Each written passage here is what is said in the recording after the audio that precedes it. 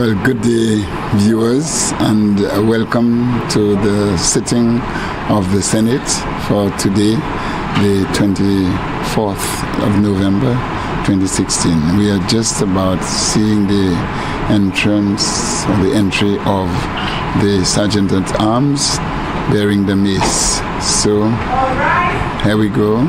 Take you over.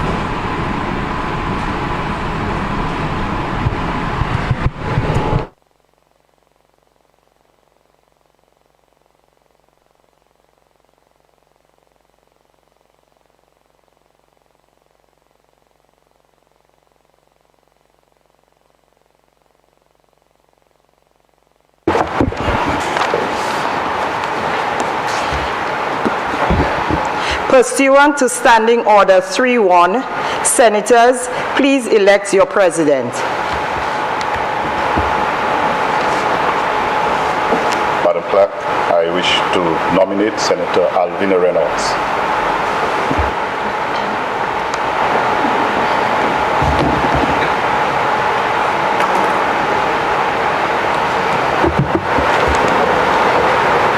The nomination is Senator Reynolds. But Madam Clerk, I want to second the nomination. I'm going to miss Senator Reynolds on the opposite side. Just a short few months ago, we were debating each other, and she's now the president. But that's politics. So I want to congratulate her. I wish her all the very best. And yes, the opposition seconds the nomination. Senators, are there any other nominations?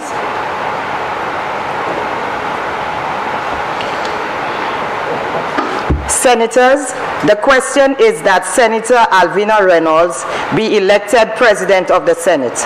I now put the question. As many are of that opinion say aye. Aye. As many are of a contrary opinion say no. I think the ayes have it. The ayes have it. Senators, please await your President. All right.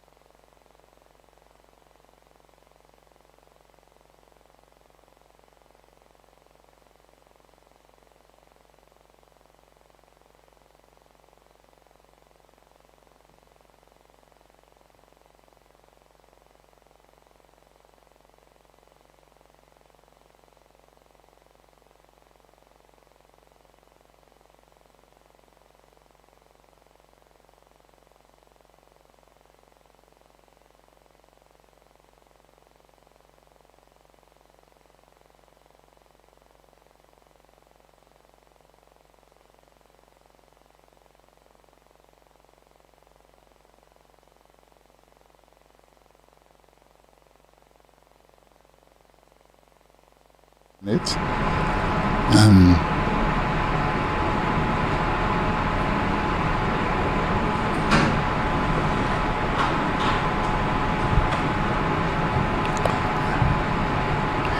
now await the arrival of Senator Alvina Reynolds, the new president of the Senate. She's just about entering the chamber, the hallowed chamber.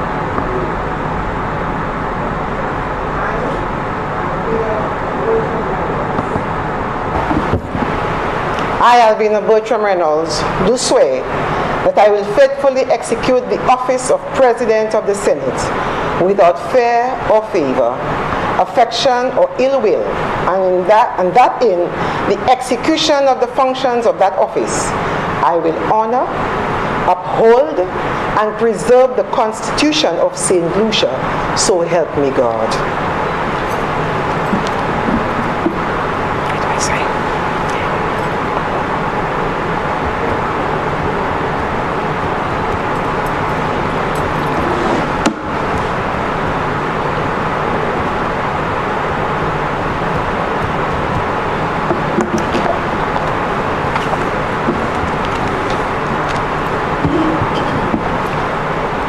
Let us pray.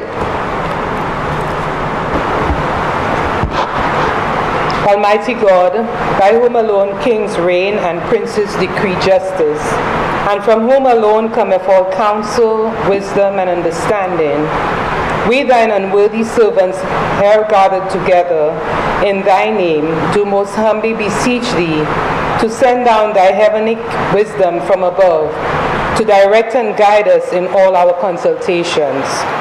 And grant that we, having thy fear always before our eyes, and laying aside all private interests, prejudices, and partial affections, the result of all our counsels may be to the glory of thy blessed name, the maintenance of true religion and justice, the safety, honor, and happiness of the King, the public weal, peace and tranquility of St. Lucia, and the uniting and knitting together of the hearts of all persons and estates within the same, in true Christian love and charity, one towards another, through Jesus Christ our Lord. Amen. The grace of our Lord Jesus Christ, and the love of God, and the fellowship of the Holy Ghost be with us all evermore. Amen. Amen.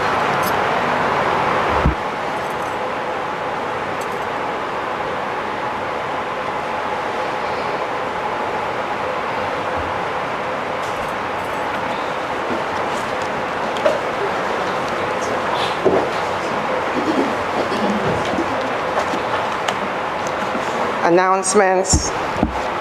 Good morning, Senators, and thank you for your vote of confidence.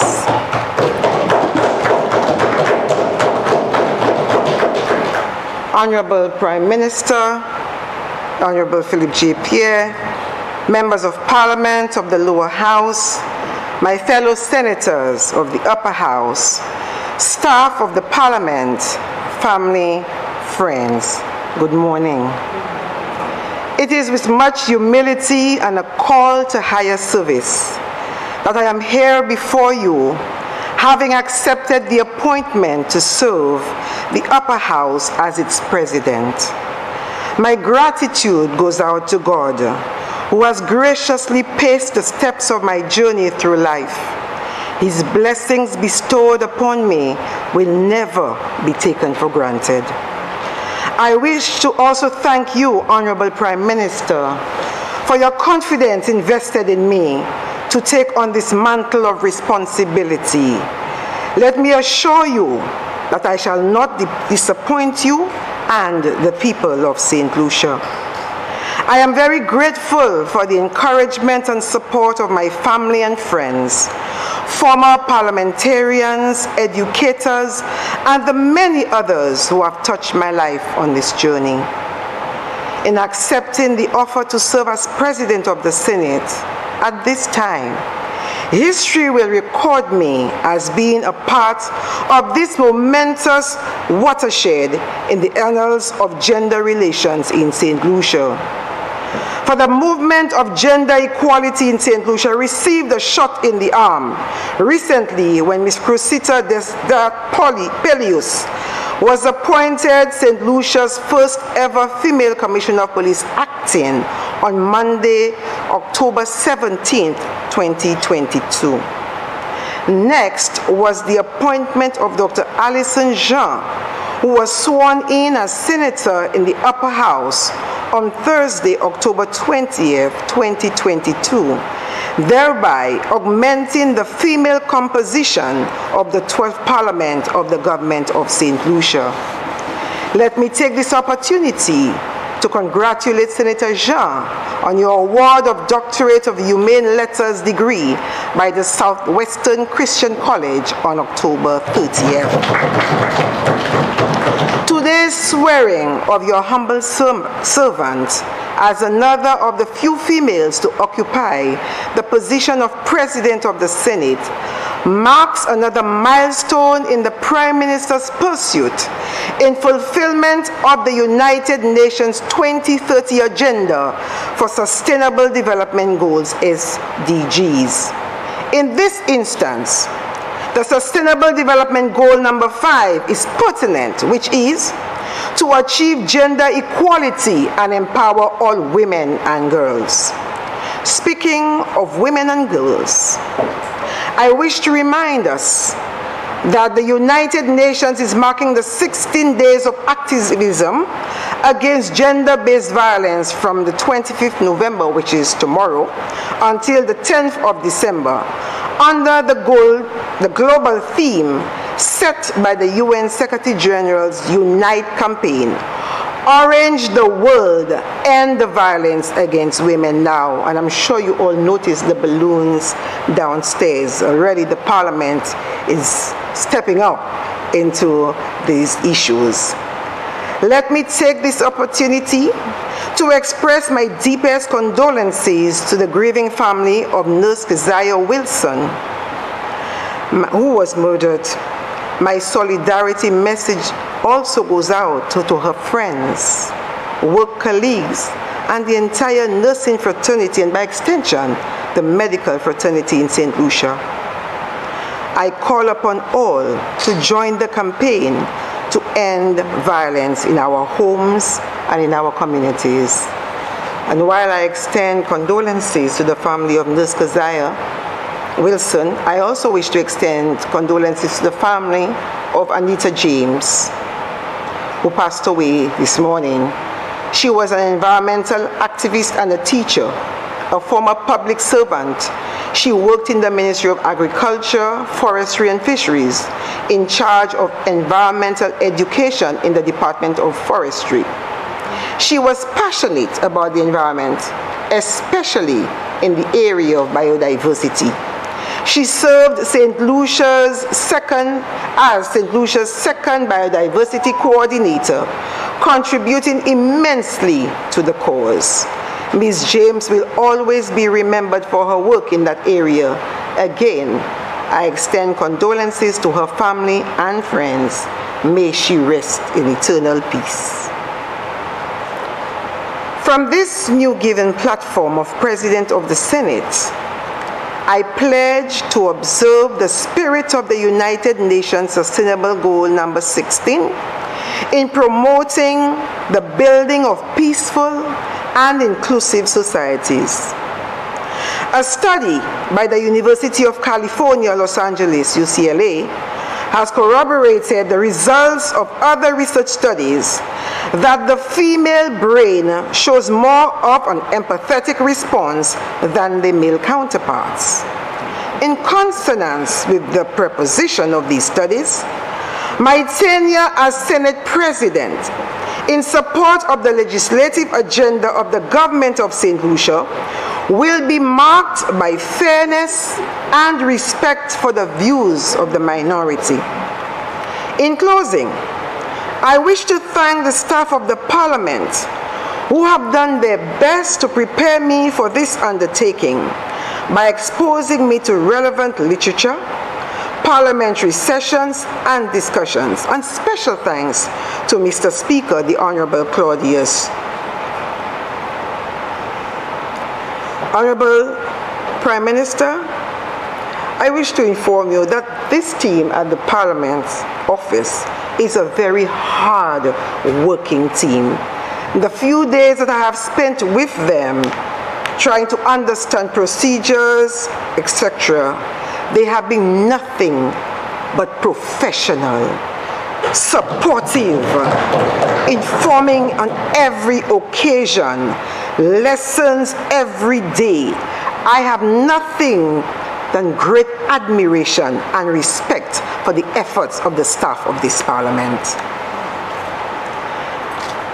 Senators, I offer to do my best to preside over this honorable House with empathy, friendship, camaraderie, and without rancor.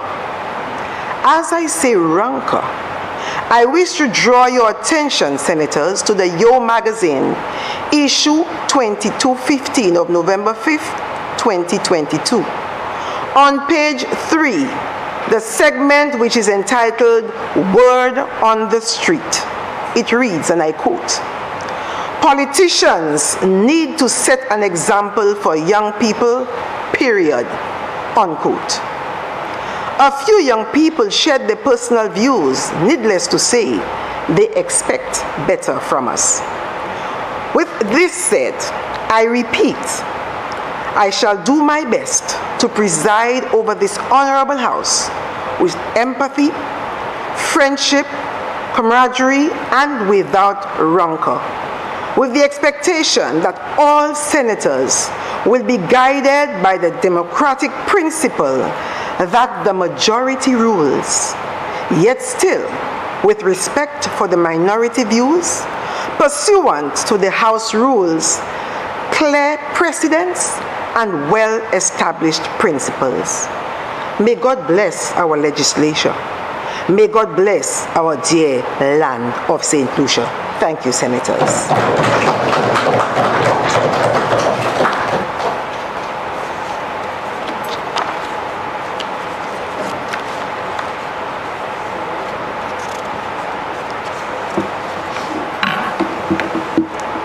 In other announcements, Senators, I have received correspondence from the Speaker of the House of Assembly advising that the following motions and bills were passed in the House of Assembly and forwarded to the Senate for its concurrence. St. Jude Hospital Amendment, Public Finance Management Act Resolution of Parliament to borrow for capital and current expenditure to finance safety nets for vulnerable populations affected by COVID-19. Public Finance Management Act Resolution of Parliament to borrow for capital and concurrent expenditure to support the micro, small, and medium enterprises sector post-COVID-19. I beg to announce that His Excellency, the Governor General, has been pleased to assent the following bills: Motor Vehicles and Road Traffic Amendment, Income Tax Amendment, Security Interest in Movable Property, Special Prosecutor Bill. I have received an excuse from Senator Harold Stanislaus, who is out of state and therefore will be unable to attend today's sitting.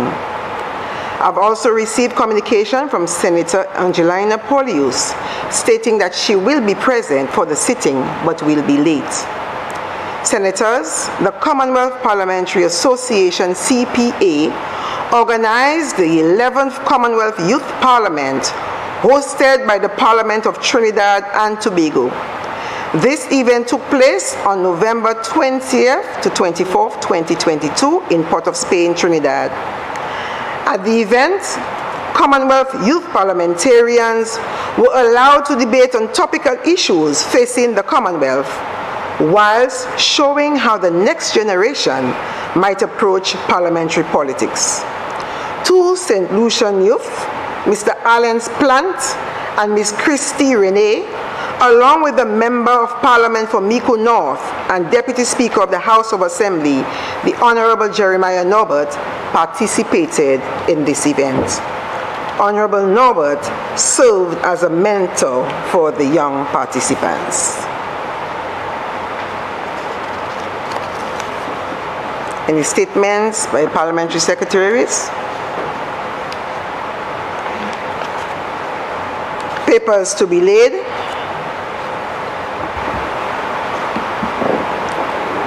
Leader of Government Business. Thank you, Madam President. Good morning, colleagues. Madam President, before I proceed with the papers to be laid, I want to express from my end and on my own behalf and all our loved ones my sincere congratulations to you on being elected the President of this Honorable Chamber and the individual who will serve as the presiding officer. I want to assure you, Madam President, that we will continue to operate in the very good spirit that the Senate has operated in the past, with mutual respect for everyone, and to obey the standing orders and the procedures of the House, and to give you our fullest cooperation. I say so on behalf of myself and my colleagues, and assure you that I will continue in the way that I have always operated. Madam President, I also want to join you in expressing my congratulations to our colleague Senator Jean on her achievements that I heard that you announced, and wish her well, a lady of several talents. Also, our sincere condolences go out to the family of Nurse Wilson. Madam President, I wish to lay the following papers standing in my name. Statutory Instrument Number 138 of 2022, Price Control Amendment Number 18 Order. Statutory Instrument Number 199 of 2022, Excise Tax Amendment of Schedule 1 Number 14 Order. Statutory Instrument Number 140 of 2022, St. Lucia National Housing Corporation, La Ressource Vieux Number 3 Vesting Order. Statutory Instrument Number 141 of 2022, Fiscal Incentives, St.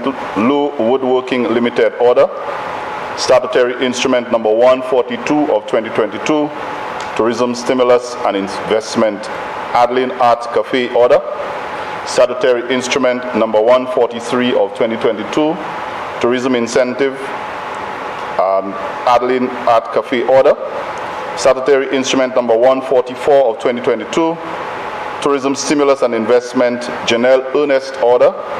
Statutory Instrument Number 145 of 2022, Tourism Stimulus Janelle Ernest Order. Statutory Instrument Number 146 of 2022, Tourism Incentive Guys Limited Order. Statutory Instrument Number 147 of 2022, Resolution of Parliament to authorize the making of an order for the 2020 supplement to the revised edition of the laws. Statutory Instrument Number 148 of 2022, Value Added Tax, Resolution of Parliament to approve draft Value Added Tax Amendment of Schedule 3 Number 2 Order. Statutory Instrument Number 149 of 2022, Tourism Incentive Cicero Management Limited Order. Statutory Instrument Number 150 of 2022, Customs Duties Amendment of Schedule 4 Order. Statutory Instrument Number 151 of 2022, Price Control Amendment Number 19 Order. Statutory Instrument Number 152 of 2022, Value Added Tax Amendment of Schedule 3 Number 2 Order. Statutory Instrument Number 153 of 2022, Price Control Amendment Number 20 Order. Statutory Instrument Number 154 of 2022, Excise Tax Amendment of Schedule 1 Number 15 Order. Statutory Instrument Number 155 of 2022, Companies Amendment Regulations. Statutory Instrument Number 156 of 2022, 2020 Supplement to the Revised Edition of the Laws Commencement Order. Statutory Instrument Number 157 of 2022, Customs Service Charge, Variation of Service Charge, Members of the House of Assembly Order.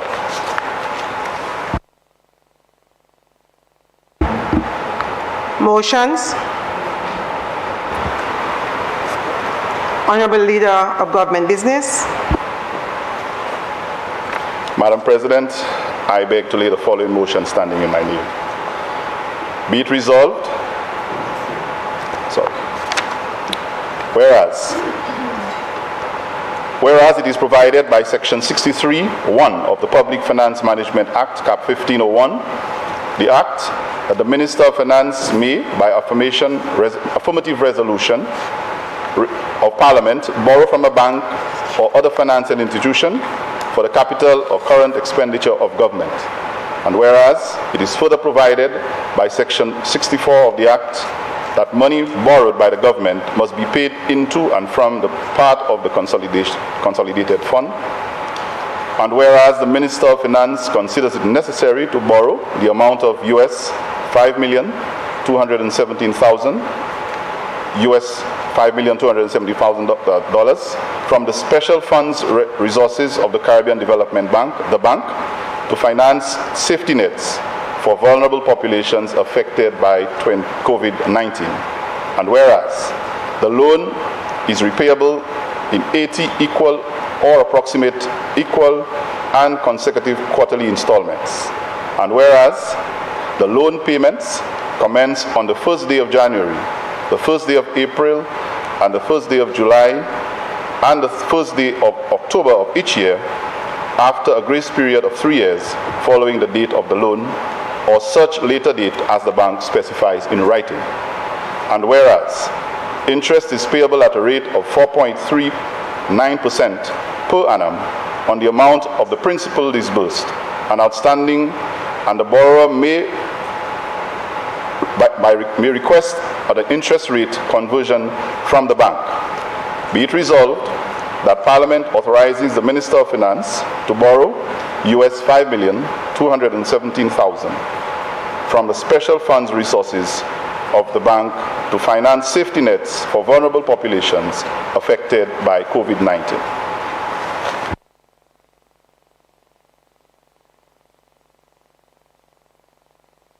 I think I need to continue here, Madam President. Be it further resolved that A, the loan be repayable in 80 equal and approximately equal on quarterly installments. B, loan payments commence on the first day of January, the first day of April, and the first day of July, the first day of October of each year, after the grace period of 3 years following the date of the loan, or such later date as the bank specifies in writing. C, interest is payable at a rate of 4.39% per annum on the amount of the principal disbursed and outstanding, and the borrower may request an interest rate conversion from the bank.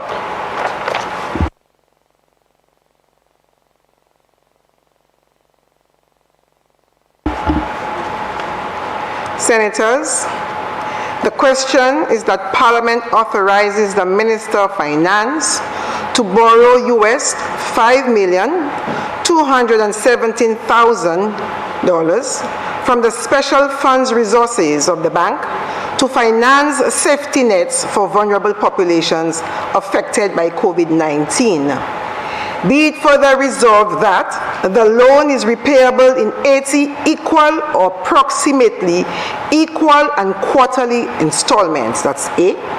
B, loan payments commence on the first day of January, the first day of April, the first day of July, and the first day of October of each year after a grace period of 3 years following the date of the loan, or such later date as the bank specifies in writing. C, interest is payable at a rate of 4.39% per annum on the amount of the principal disbursed and outstanding, and the borrower may request an interest rate conversion from the bank. Senator Fede. Thank you, Madam President. Of course, it would be remiss of me if I didn't congratulate you in your new role today as the President. I want to congratulate you very, very much, and to assure you that the opposition will work assiduously with you to make sure that democracy is upheld in this House in the best of spirits. I also want to let you know that I will sadly miss you from the other side, but all being congratulations, and I look forward to working with you. I want to extend condolences to the family of Nurse Wilson, as my colleague, the leader of government business, did earlier, rather tragic circumstance, which has really gripped our entire country by shock and surprise. And then the following day, there was another shooting. I want to extend my sincerest condolences to the family members there as well. I want to beg of you a bit of latitude to express the need for us to ensure that we get on top of this crime situation, which is certainly afflicting and plaguing large sections of our society. And so, therefore, Madam President, I'm not sure that we've gotten to the stage where the leader of opposition business, because I have not presented the motion. So may I be allowed to do so, because I think he's going ahead of his time. Yes. I think an opportunity was missed, Honorable Leader of Government Business, and so we pause. Honorable Senator, we'll allow Honorable Leader of Government Business to present an explanation to this, and you may resume after the minutes. Okay. Honorable Leader of Government Business. Thank you, Madam President. We need to follow.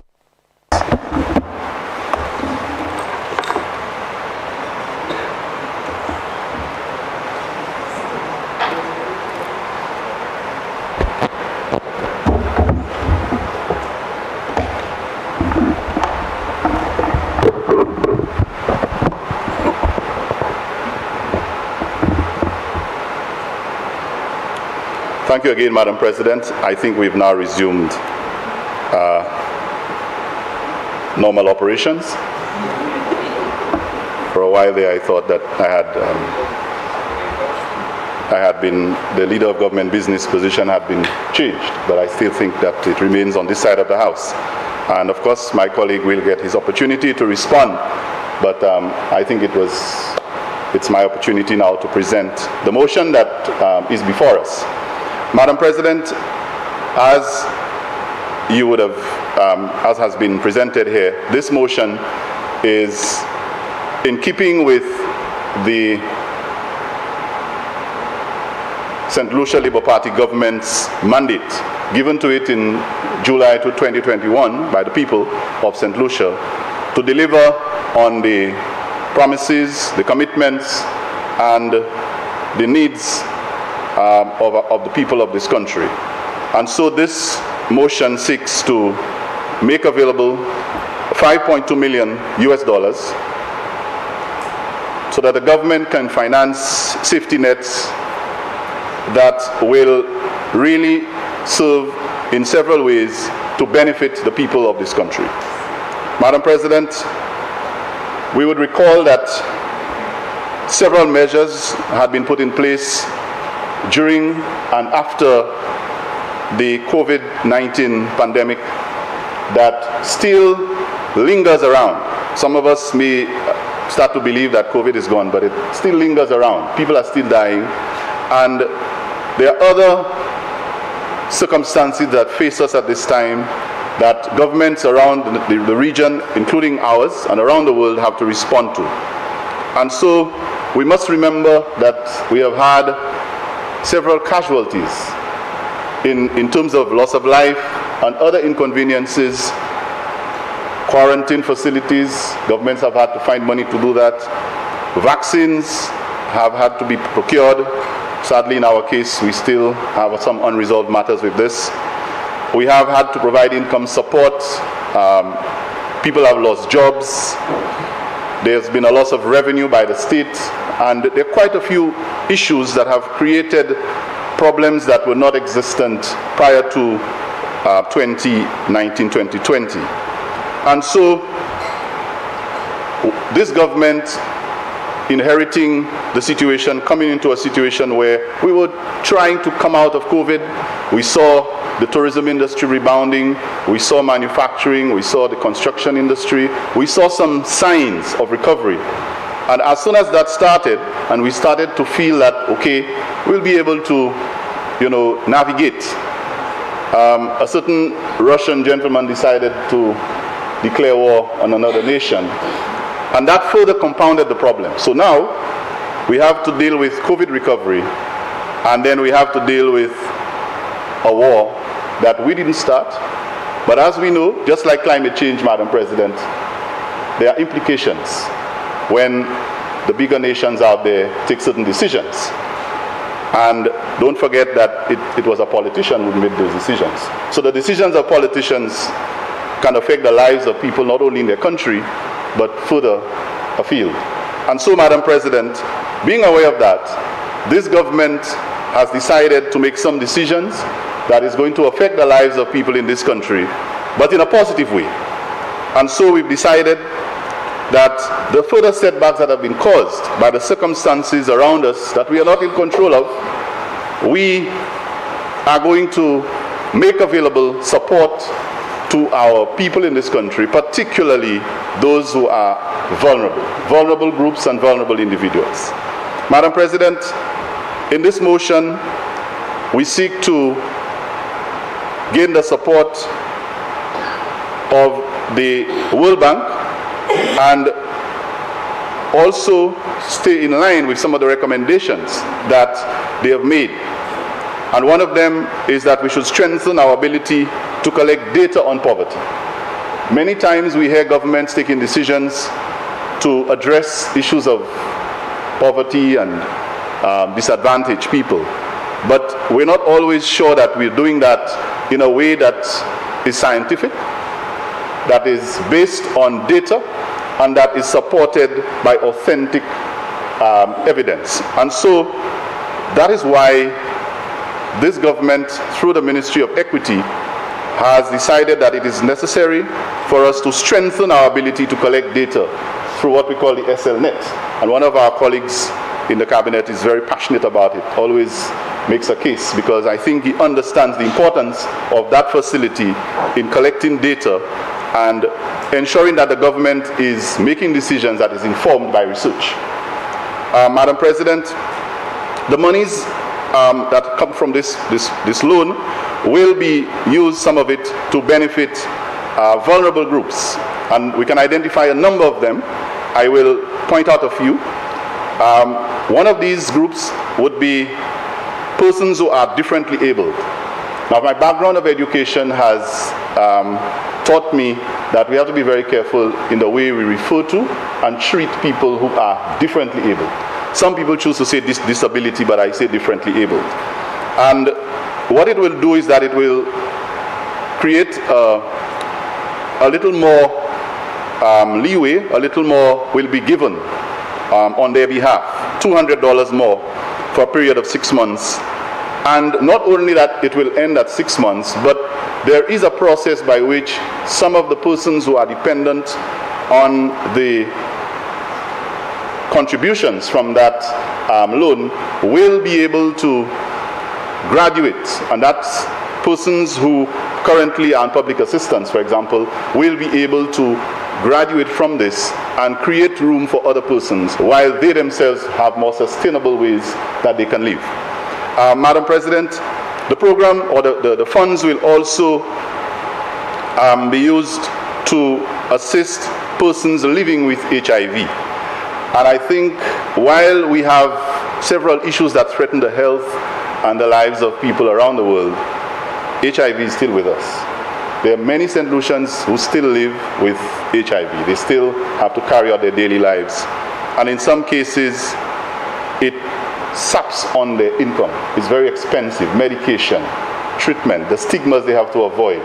And that facility will also make monies available to people who suffer from HIV. The unemployed will also benefit from this program, Madam President. We also have feeding programs that will receive the benefits of this program.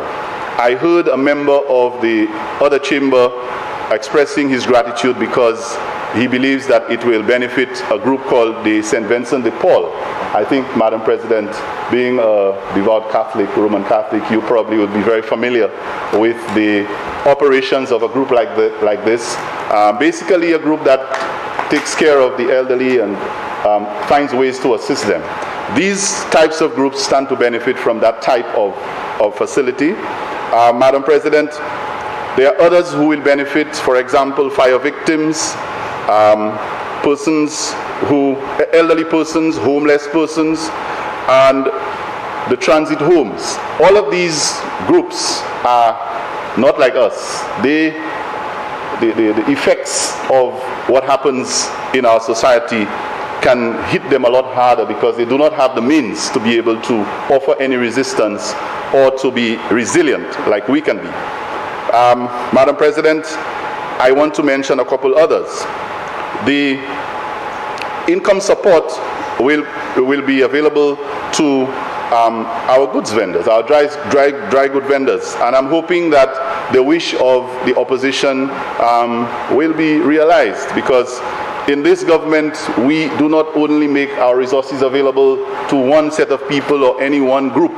We are inclusive, and so I was happy that the opposition acknowledged that when these resources are disbursed, they will not be disbursed by any other means but through the agencies that will ensure that all those who need it are the ones who will receive it.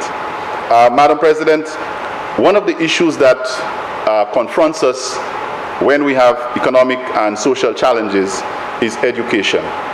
We believe that as a government, everything we do should ensure that that section of the population, the section of the population that is in school, and I have been in this Senate for a while, and I think almost every time I stand on my feet, maybe it's because of my background as an educator, I've always made a case for us as a nation to deal with and to help to empower our human resource. We don't have oil, we don't have bauxite, we don't have all the things that the bigger nations are fighting for, but what we have is a population of talented and competent people. We have 2 Nobel laureates, and the more we can invest in our human resource, the better our human resource capital will be. And one of the ways in which we do that is to tap into them while they are young, while they are in school.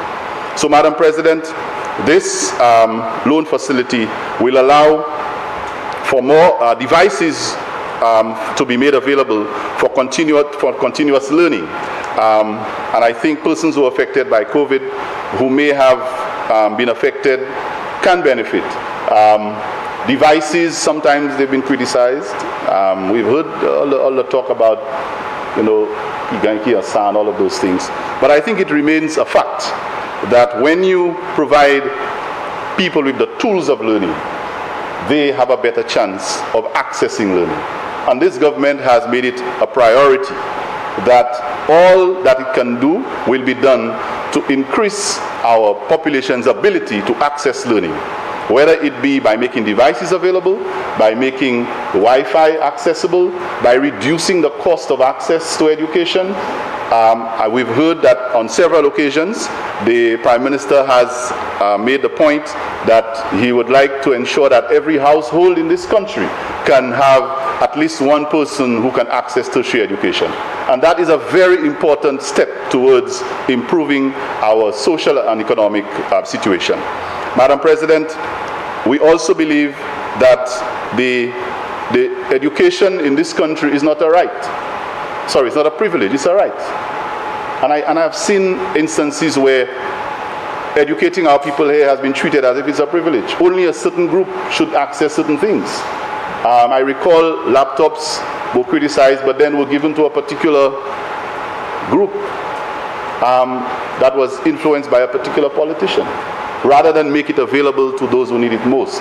And so I believe as a country, we need to approach this as a privilege that every St. Lucian child, every St. Lucian person who wishes to be educated, whether it is through formal education or informally or continuing education, should be given the tools to access. Madam President, that group includes the Boys Training Center, the Upton Girls. These are groups of young people who have had challenges, and they have to go through support services, they have to go through some form of rehabilitation, and they too require support. They have to access education. That might be the only way out of the situations that they are in. And all of these, Madam President, are entities and groups that will benefit from this facility. And as I did mention earlier, This is not a decision that was made sporadic or just so. It is a decision that is consistent with a principle that this government stands on. And that principle is a principle of empowering everybody and having inclusion in what we do. And so this is why there are other steps that this government has taken that will complement this particular motion. And I wish to name a few here, Madam President. The youth economy. This was launched prior to this motion. But that is a step that is being taken to empower young people and to make the resources available to them so that they can transform their skills into businesses and their hobbies into entrepreneurship. That particular facility complements that move. So we're operating not in a vacuum, but there's a relationship between what we're doing here and what our government has started to do prior to being here. The tourism, the community tourism initiative is also another policy direction that is consistent and supports this particular motion. In that way, Madam President, again, we are taking the tourism product into the communities. We are ensuring that there's greater participation by our average regular St. Lucians from the community level, that they don't have to access the services and access the dollar from the tourists by having to be confined to any particular space. That within their own space, in Choiseul or in Ancillary or in Beaufort North, wherever they are and whatever they offer, they can get the support to help to create the opportunities for themselves. That support can be further assisted with loan and grant facilities like these. Madam President,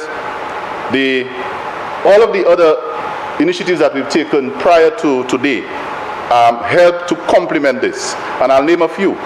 The availability of laptops to students, bursaries to students in schools, CXC fees that have been paid, math and English, and we intend to increase the offerings to ensure that all students who are able can write the subjects that they need to write. Facilities fees being paid, that is money that goes back into the pockets of their parents of students so that they can do other things with it.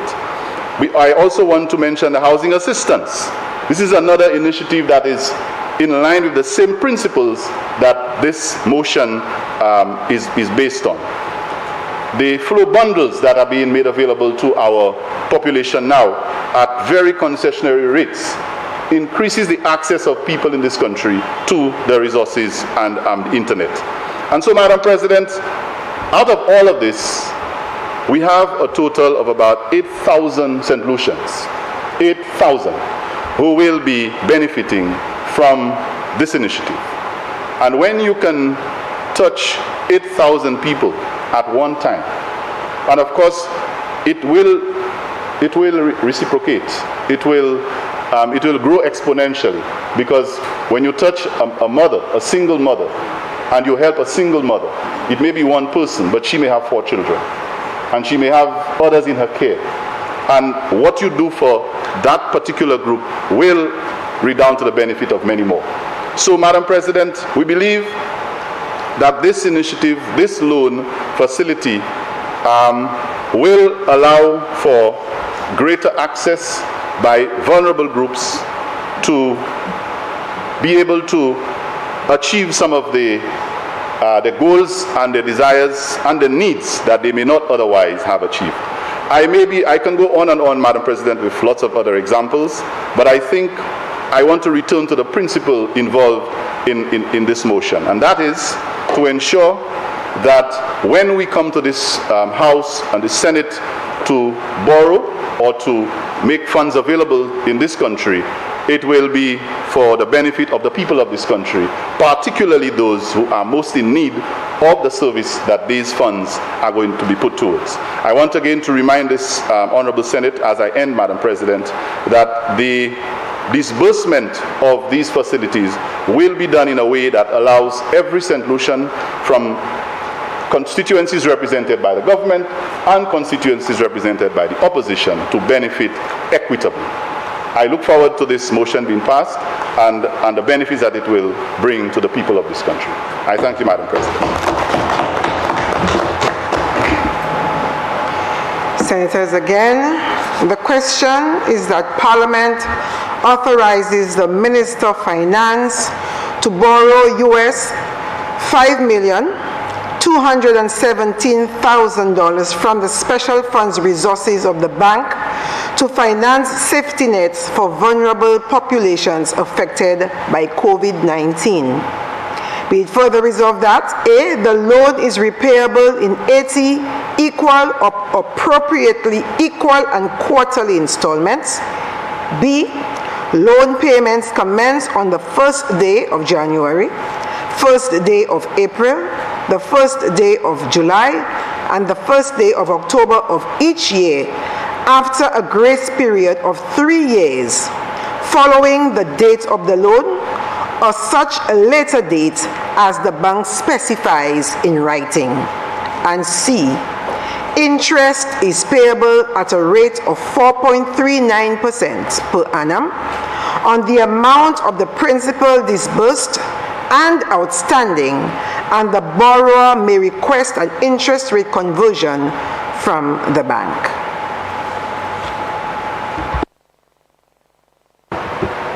Senator Fede. Well, thank you again, Madam President. Madam President, having been allowed the latitude to express condolences to the bereaved families, I'm going to go straight into the debate on this bill. Madam President, anytime a government is coming to bring a program to the House or to try to source funds that will help the vulnerable, that will help the poor, and that will help the differentially abled, that will help the vulnerable groups in our society, it's a commendable thing. It's a noble thing. And so, therefore, Madam President, I like the idea, and I support the general idea of what this bill is seeking to do.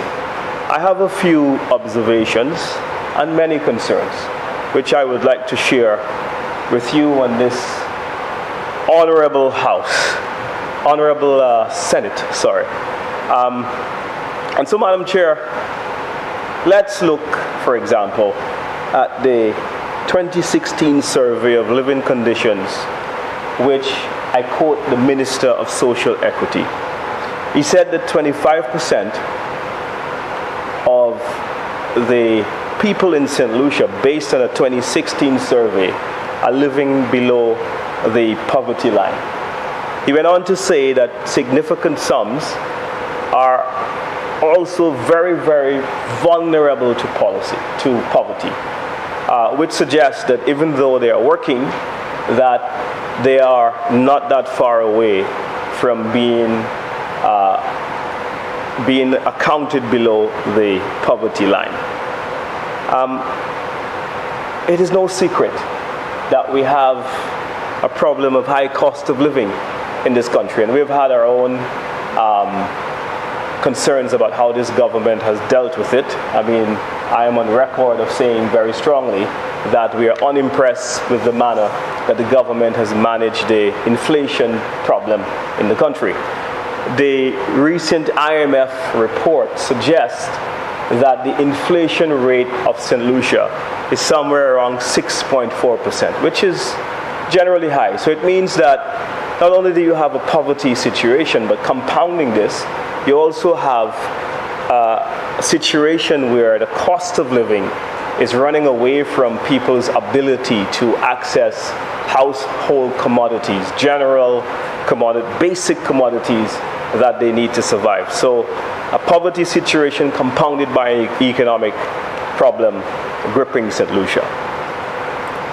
And so, Madam President, sorry, I've said Mr. Speaker for so long that, and Mr. President, so, but I'm very happy that I'm able to say Madam President now, because that sounds a lot nicer. The rolls off the tongue better. So, Madam President, given this fiscal space which we've all said that is very, very limited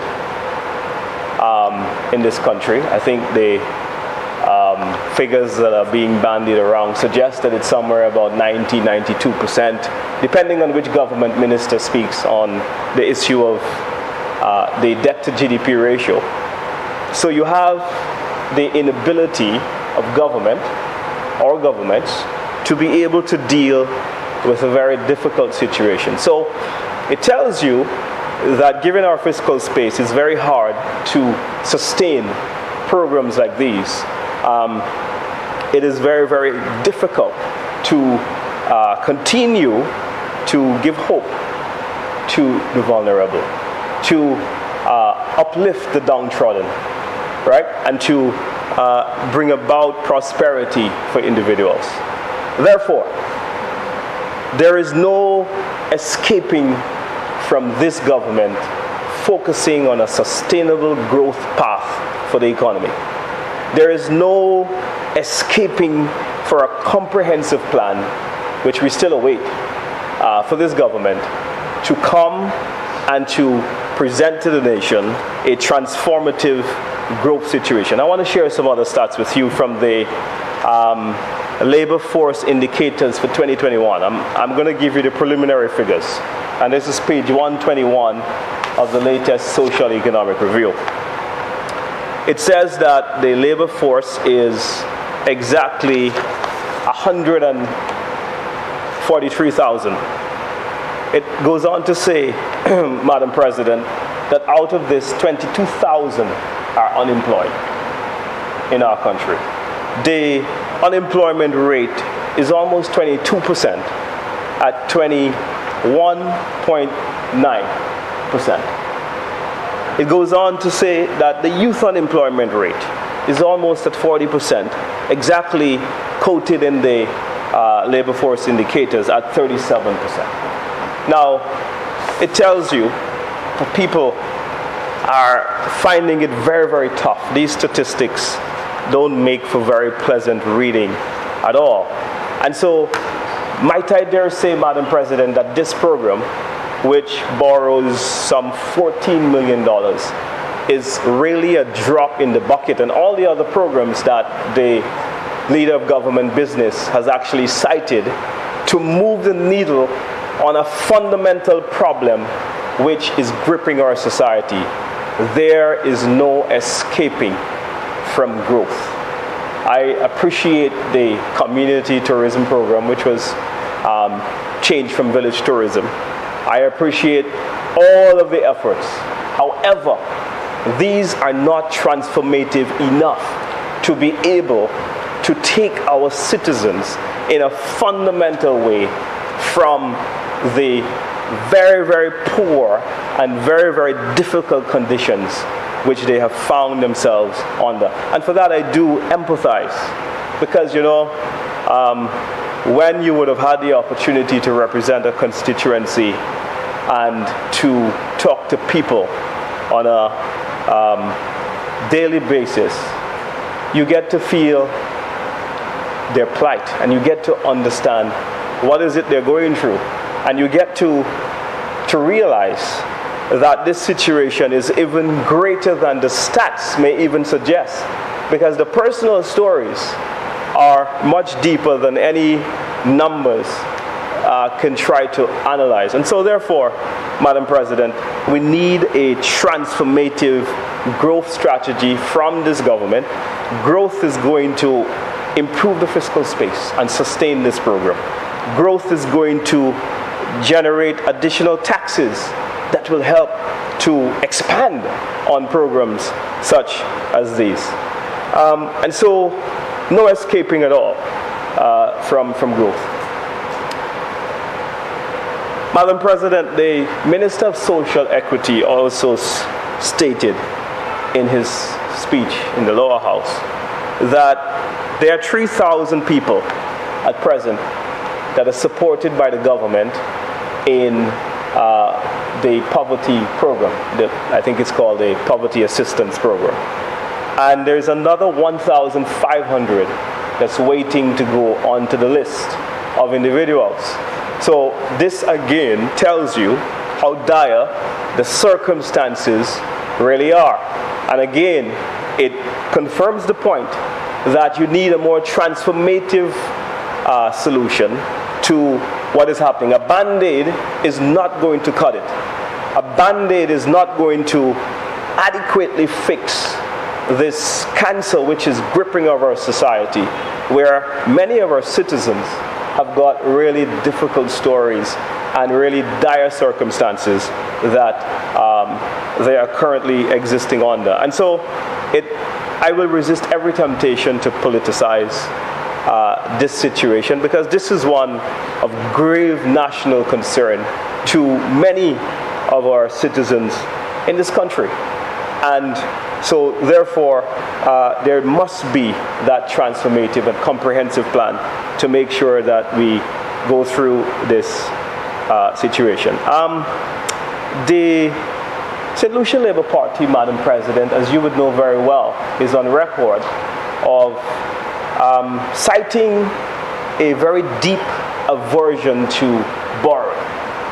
And in fact, the administration of which I was part came under tremendous scrutiny for the borrowing that we had to do in the middle of the pandemic, when the economy lost about 24% of its productive force. No secret, the records are there to show that the GDP actually fell by 24%. Government revenue fell out from the bottom literally. We had our tourism sector, which really disappeared. And I know the independent senator who wears another hat in the tourism sector would remember that story very, very well, where our entire plant was shut down within the hotel industry, where thousands of jobs were lost in St. Lucia. And so what we had to do when there was a significant decline in your productive sector is that you would have seen that having a knock-on effect on the revenue. And we were coming here, we were sharing all the stats prepared by the same technocrats which is working with this government, and we were making it plain to suggest that there's no way, if we don't borrow at that time, we couldn't have funded the government. We couldn't have ensured that certain services like education, make sure our teachers were paid, to make sure our nurses were paid, to make sure our civil servants, hardworking civil servants were paid. And so I think then, like I think now, that it was ludicrous for the opposition to have, in the height of a pandemic, to have excoriated a sitting government in the manner that they have for addressing the shortfalls in government revenue so that we can operate the system and stabilize this economy. But here we are, in a very advanced stage of the recovery. They're having to borrow. In fact, this government is suggesting that now some 500 million is proposed to be borrowed in this fiscal year. And that is a fact. That is in your own estimates of revenues and expenditures. That is $500 million. That is the highest in the history of this country outside an economic crisis or a pandemic. And I want to make sure I emphasize that point. Outside a pandemic or an economic crisis, that is the most that any government has proposed to borrow in the history. Madam President, on a point of order. In this country. Madam President, 36A, the member, yes, is misleading the House. And if he has any fact or evidence that the government of St. Lucia has borrowed over $500 million so far, I would appreciate that he expresses to the House what exactly he's talking about. Senator? Yeah. Senator has expressed that you are misleading the House and by indicating that the government has borrowed over $500 million. Do you care to elaborate or care to share your information with us, Senator? Well, Madam President, it's palpably clear that the Senator hasn't read our own government's budget. The revenues of expenditure is very clear, and if you have a copy, please consult the summary page. Senator, I want to clarify. She indicated that you expressed that the government has spent over $500 million. So, okay, so please repeat what you said. What I have said is that this government, in this financial year, in its own budget, proposes to borrow 505 to be exact, $1 million to finance the budget. That is fact. And I said so, that, Senator, you are withdrawing the previous, and you're saying that the government is I'm not withdrawing anything. That's what I said. Previously, you said the government is borrowed the highest, and now you're saying it's proposing to borrow. So I want you to make for the record which statement is proposing to borrow. Yeah. So you're withdrawing the previous one, which you said.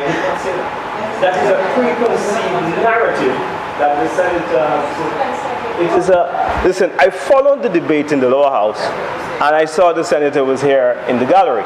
So what she has done today is she has come with a preconceived narrative, and check the records. I know what I said. I said, and I'm going to emphasize, that this government proposes in this financial year to borrow $505 million, over $500 million, and that is, I went on to preface it to say, outside of an economic crisis or a pandemic, that is going to be the highest that a government proposes to borrow to finance a budget.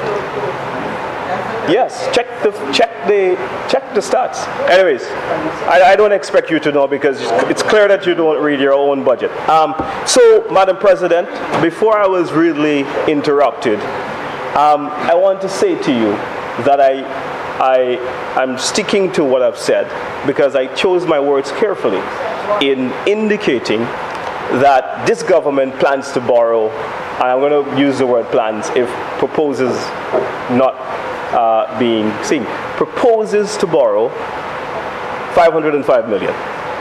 So, but what is striking about this is that this is happening whilst the economy is well advanced.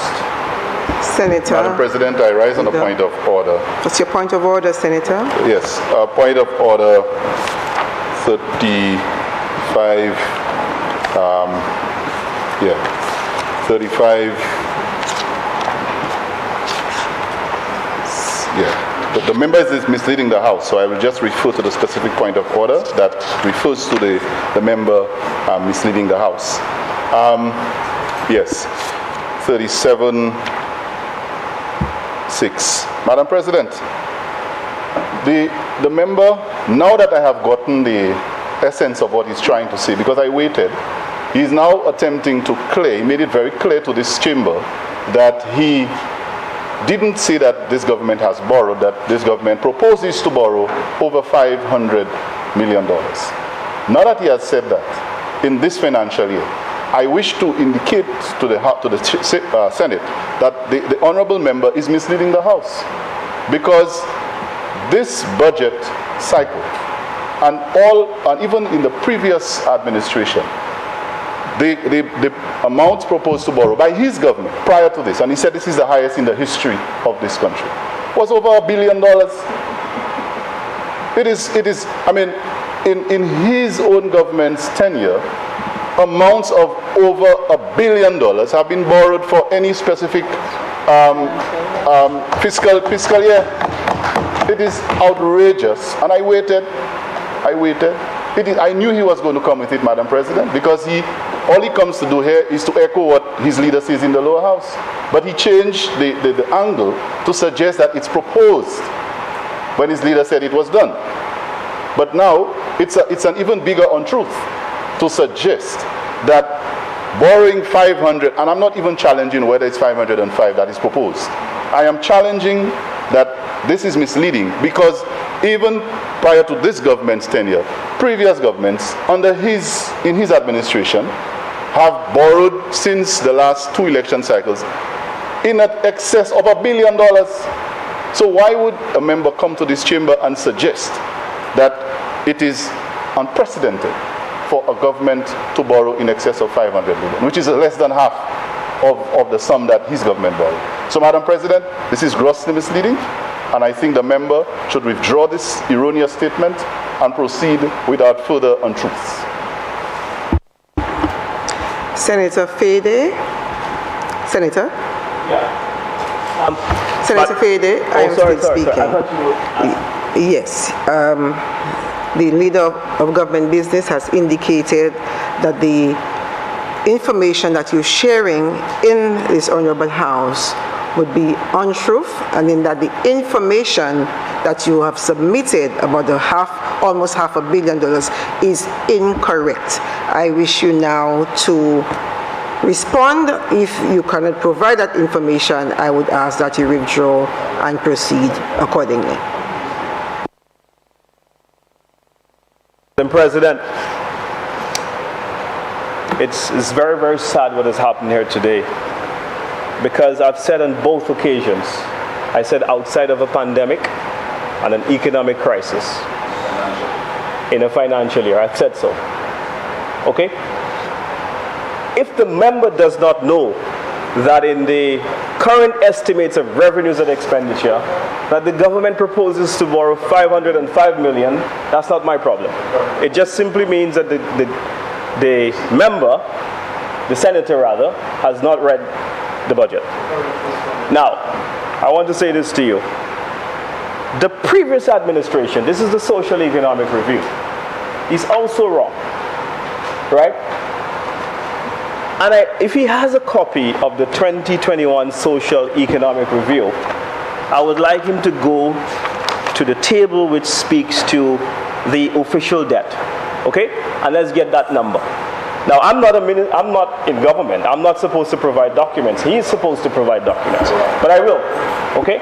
Now, are you going to make a document of the House, this is the Social Economic Review. It's been made a document of the House. Okay. So every single senator should have one of these. This is not prepared by me. This is prepared by your government. Now, let's go to see where he's talking about the official debt being at what? You said $1 billion. Now, please get your copy, because I'm going to stay as long as possible to show you that that's wrong.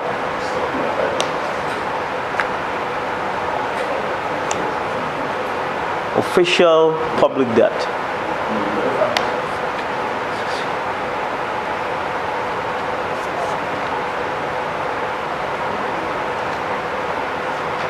Now, you're supposed to find it. You made the claim, but I know we didn't borrow $1 million. No, I mentioned 500 million, and I know it's in your budget. You mentioned $1 billion, and you were wrong, right? So, anyways, I'll continue with my presentation because I need to, my habit.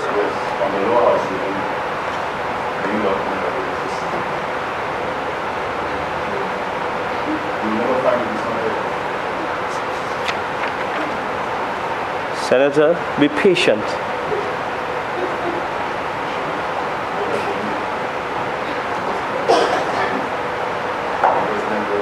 Okay, 122.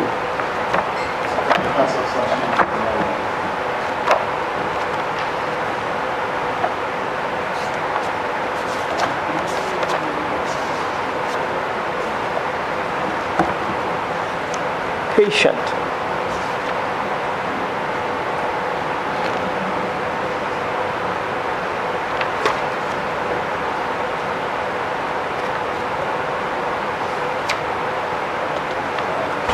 Madam President. Yeah. Leader of government business. Madam President, I'm hoping the member will not try to invoke Section 35 to ask for additional time for his speech, because I've asked him to justify his claim and he seems to be trying to find something that does not exist. I don't know, in the interest of the proceedings of this chamber, as leader of government business, whether we should be sitting there waiting for him to find something that does not exist. Leader of government business, Senator, the President will be held in silence.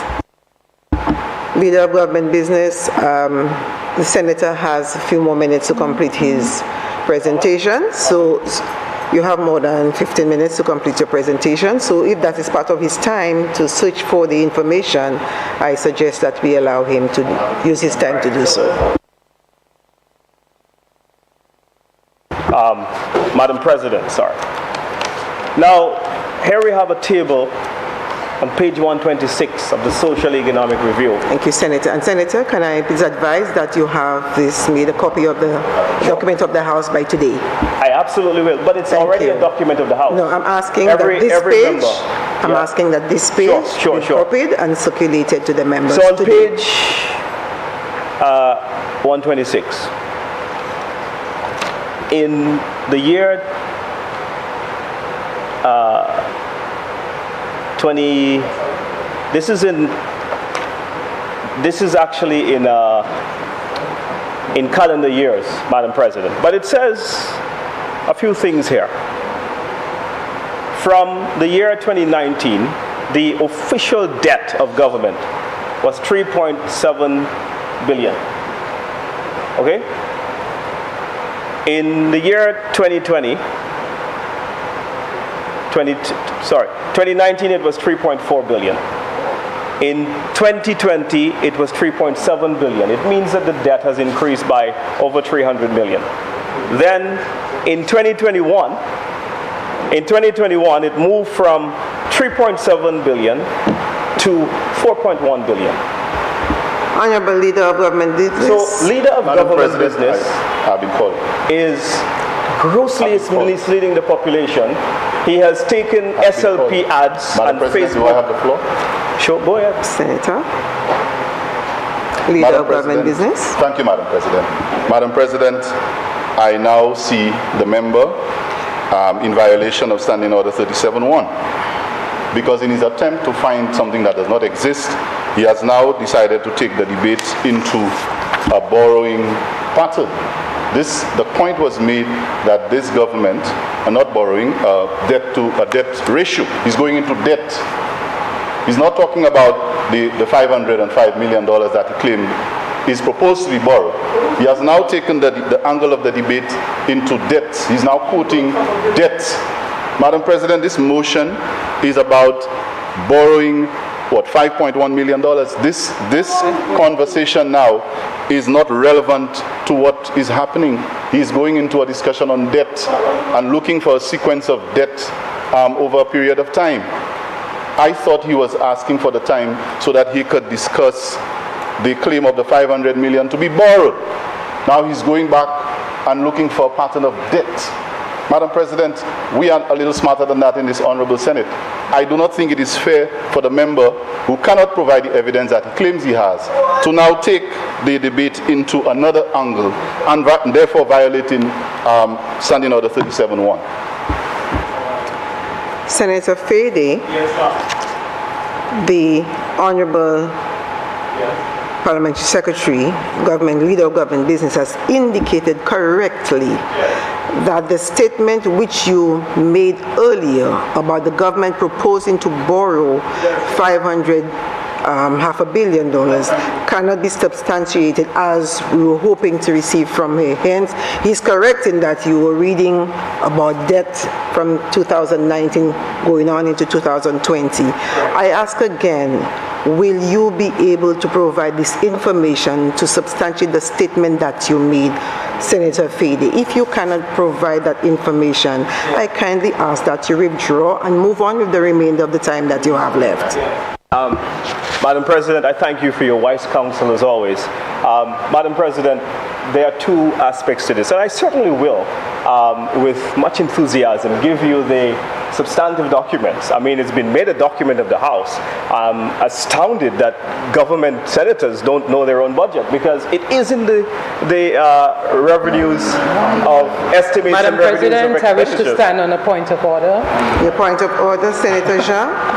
Madam President, the member is using the Social and Economic Review of 2021, a copy of which I have, and is quoting figures and misrepresenting the figures that he is quoting.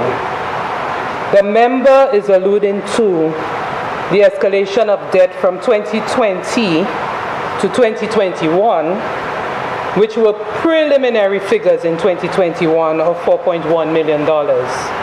The member also needs to recall that it was the government of the United Workers' Party that passed a budget in 2021. And so these figures are actually representative of the former government's budget and not that of this present administration.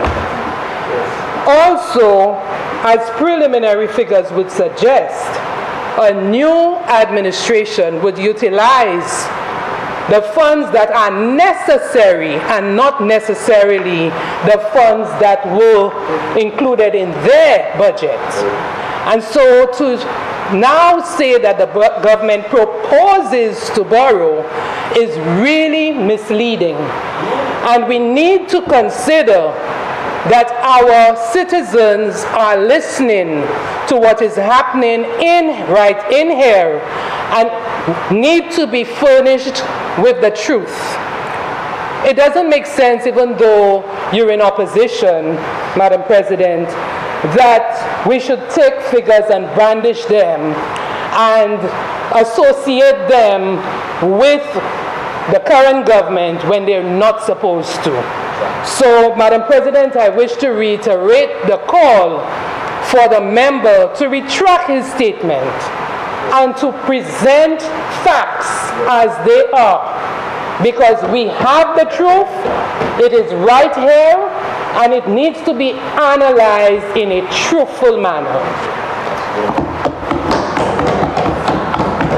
Senator Fede, again, I am asking that if you cannot provide the correct information from the book that you have, the statistic review, that you retract the statement or withdraw the statement that you've made that the government is proposing to borrow almost $500 million. Very kindly, and to move on with the rest of your contribution. Madam President, I will not withdraw because I know I'm right. It is in your budget. Propose that I am wrong. Show the document that I'm wrong. Again, Senator Fede, no, the rules we need the information you speak of in their budget. Senator Fede, we need that information to corroborate what you're saying. If it cannot be found in the document that you have right now, we're saying that you withdraw the statement. If you return to this house with the information, I am open for apologies to be made and to accept your information. Right now, as it stands, Senator Fede, two members have indicated that this is not so.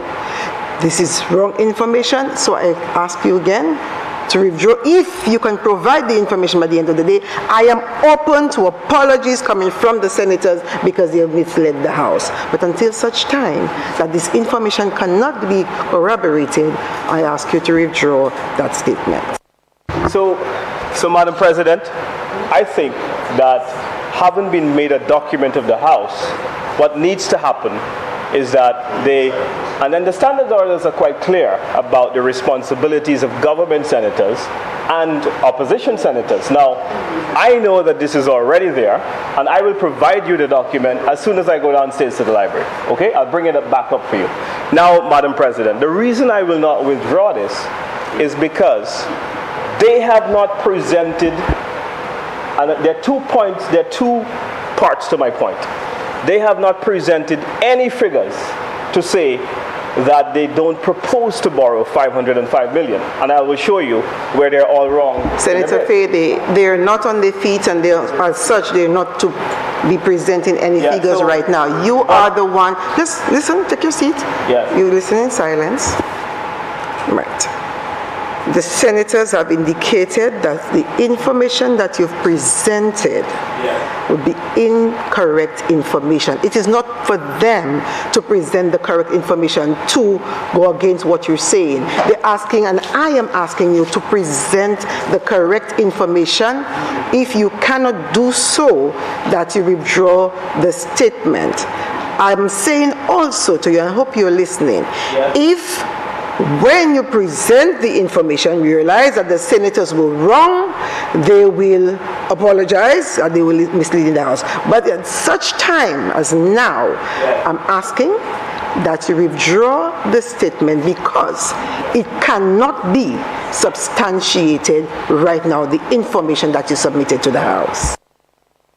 So, Madam President, I'm always guided by you, but I am unable to withdraw the statement unless my colleagues present substantive evidence. Now, it is also clear... Senator Fede, Yes? Senator Fede. Yes, ma'am.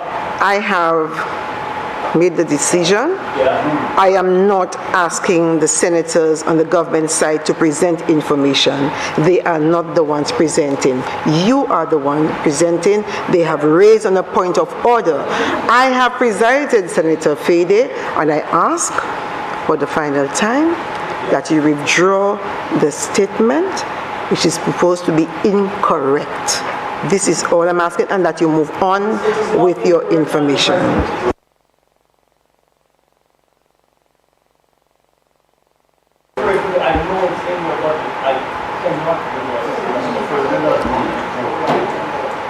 Senator, if you will not withdraw until such time, I will ask that you discontinue your presentation until you can get this information to the House.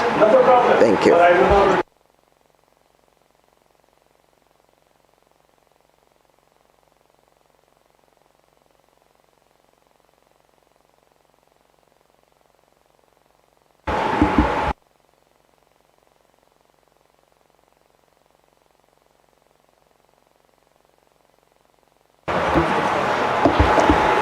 Senator Antoine.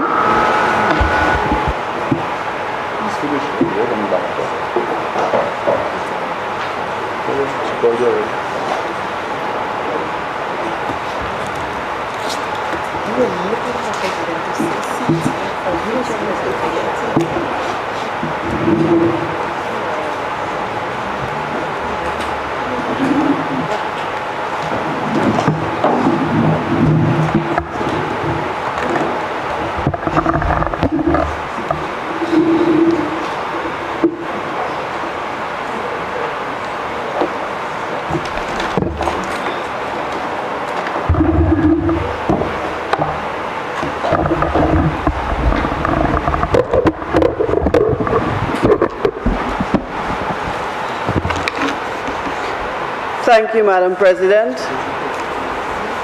Madam President, before I begin my presentation, allow me to congratulate you on your appointment as President of the Senate. I am confident that you will lead as you have been doing from morning this chamber with the highest honor. Madam President,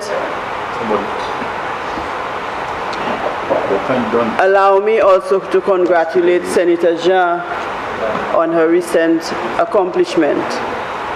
I would also like to extend my condolences to the family and co-workers of Nurse Wilson and to the families of the victims of violence in our country. Madam President, I rise in support of this resolution to borrow $5,217,000 for capital and current expenditure to finance safety nets to vulnerable populations affected by COVID-19. Madam President, the mantra of this government is putting people first. And this resolution is testament to this commitment. We are borrowing for the people. This government is borrowing to finance safety nets for vulnerable people affected by COVID-19. And we know very well, Madam President, the hardships that our people have endured during COVID and the Ukraine and the war that we are still facing, the Ukraine-Russia war. This government has to foot the bill to provide for income support, quarantine facilities, to pay workers in the informal sector, This government has to borrow to improve livelihoods for the most vulnerable in our society, to decrease the inequalities that was perpetuated by the former government. So we are not just borrowing, we are borrowing for a good purpose. Madam President, we shall continue to manage to support programs for the most vulnerable in our society. This government is a government of addition and multiplication of positive outcomes to provide support where it is necessary. This government will increase and improve services for the most vulnerable. Madam President, this loan will enable the government to provide devices for teachers, to provide support for school transportation, for feeding programs, to improve on elderly care services, to provide devices for institutions that house vulnerable students, and so much more. Madame President, nous pas qu'à venir ici, le gouvernement pas qu'à venir ici pour prêter l'argent pour faire bêtises. Le gouvernement a prêté l'argent pour aider gens pauvres, pour aider jeunes gens, pour aider grands citoyens qui jabaillent services pour payer ça là. Nous savons que Covid affecté nous. Avec nous savons la guerre qui a allé Ukraine, Russie a commencé à affecter nous en chai plus. Ça j'ai fait puis produit monter rototo avec gouvernement Philippe J. Pierre, j'ai fait un chai pour aider citoyens pour nous ça rester vivant. Et j'ai regardé qui manière j'ai subsidisé puis pétrole pour machine pas venir trop cher by Jean pays.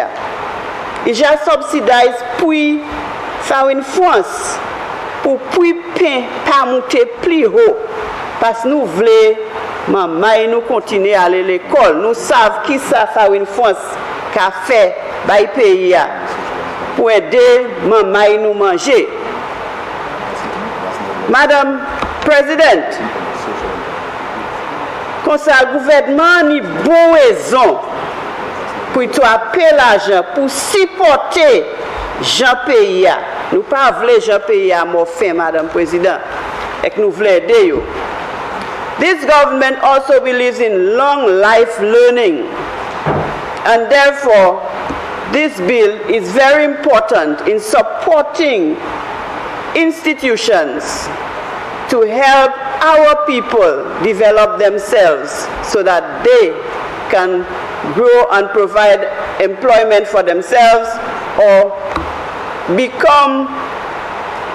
to empower themselves to feed themselves in the working populations. Madam President, this government is very strategic and focused. We do prudent borrowing for the people to empower and support the people of St. Lucia. This is certainly not a band-aid, but real solutions.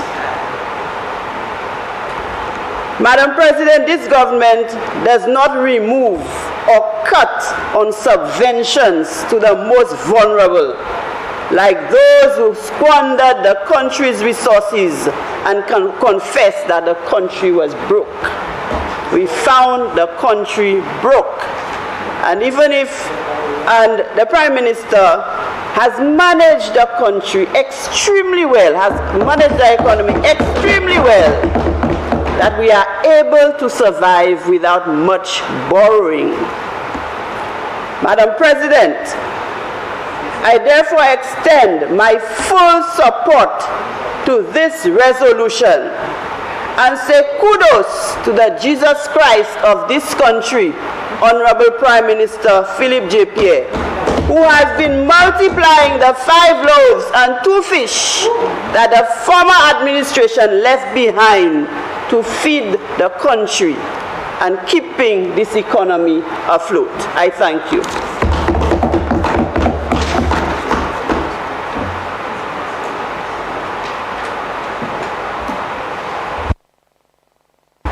Senator Shah.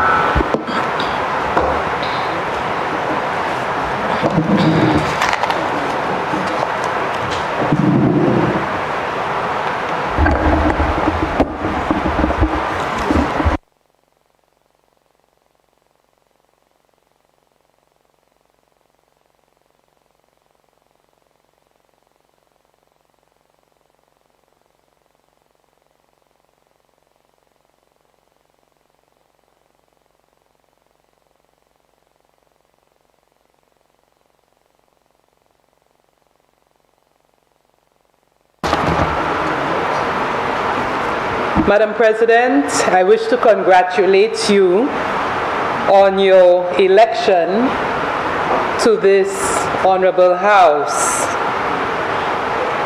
I have every confidence that as you have performed in previous positions, especially that of Minister for Health and many other hats that you've worn, that you will wear this new hat with vigor and valor on behalf of our dear country and the people of St. Lucia. I wish to also thank you for your warm wishes on my recent achievement, and also to thank my fellow senators for their congratulatory messages. I share in the sentiments of speakers before me in expressing condolences to the family of Nurse Keziah Wilson and other families who have been impacted by the scourge in crime. I, having first-hand experience, really feel the pain of these families, and it brings me back to my own situation, which occurred on September 6th of 2018. I wish to acknowledge my son, who is present with me today. It's so heartwarming that he would be here. He wants to be here to see his mother in action. Madam President, I rise in support of the resolution to borrow the sum of $5.217 million in support of vulnerable populations. I believe, Madam President, that any money borrowed in support of the poor is money well borrowed and well spent. A country like St. Lucia, with a population of maybe 180,000 people, must look after their main resource, which is our human resource. And expenditure geared at building our local capacity and raising the standard of living of our people is one that will allow us to meet many of our sustainable development goals. Madam President, I recognize that the money that is being borrowed is to assist the public assistance program. And we're seeing that 900 households and 2,520 individuals, male and female single-headed households with children, unemployed youth, the elderly, and women will benefit from that money. We also have that money geared towards the Child Disability Grant Program, and 102 of such people who are on a wait list will benefit. Madam President, I am kind of confused that any right-thinking St. Lucian would believe that borrowing for that purpose is not the right thing to do.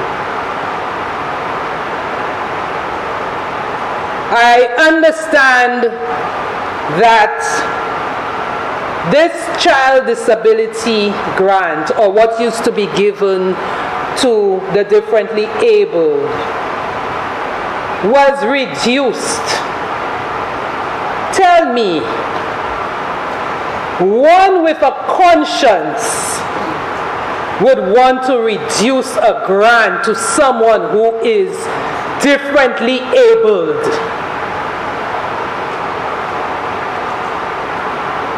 Madam President, I just cannot understand how we would take from one who is disabled and then create large infrastructure for horses.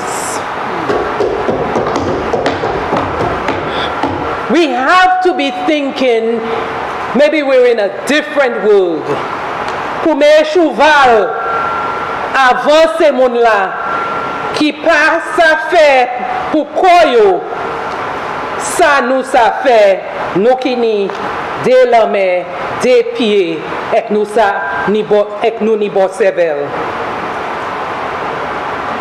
Madam President, it is my understanding through this grant, through this loan, that 88 persons who are currently living with HIV will benefit.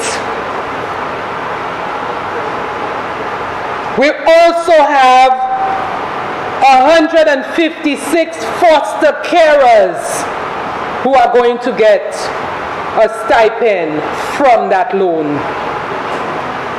More importantly, Madam President, there is provision within this loan for 4,900 households or persons from the informal sector, those who are in the creative industry, the beach, arts and crafts, dry good vendors, tour guides, cruise personnel, taxi operators, to benefit from that grant. Madam President, these are the people who were impacted most by COVID. Because when the hotels were closed, the people who were on the beach renting their little beach chairs, those who making their little coconut things for the tourists, could not get anything during that time.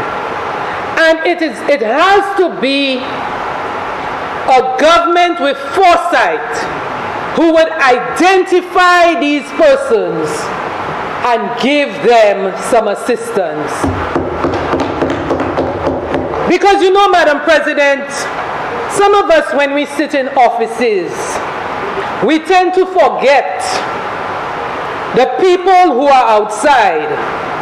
The lady with the tray selling her little produce, the Riverdales by the market, we tend to forget them. And some of us who did it before, or who came from households who lived on these things tend to forget where we came from after we have reached our ivory tower.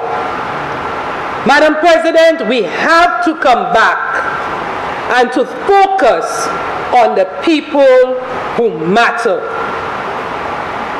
These are the poor in our midst. Madam President, I'm seeing too that part of that loan will go to the New Beginnings Transit Home. And I'll tell you, Madam President, in another hat that I wear, that we reach out to the New Beginnings Transit Home and they really need assistance. So through the Bofamja Foundation, we continue to support the New Beginnings Transit Home. And I would love to see that our government is reaching out to such institutions. I noticed that 500 devices will be provided for learners in vulnerable households. Madam President, I believe we need to understand the value of a device to a vulnerable household. Hamundi avant ki gain ki asa pou bayati mamaya laptop. But Madam President, yesterday I got a news item which says that come next month, from the 5th of December, we would need to fill out our immigration form online. So you don't need to go, when you go on the airport, get the little paper and fill out that immigration form anymore. You have to fill it online, whatever device that you have. Madam President, you're seeing so many services now online. You cannot find a paper transaction. For you to apply for your visa right now, purely online. And there are so many other things that you have to do only online. So a device in the hands of a vulnerable household is an important device, because very soon you will not be able to do many transactions if you don't have it. So ki gain ki asa? Big gain.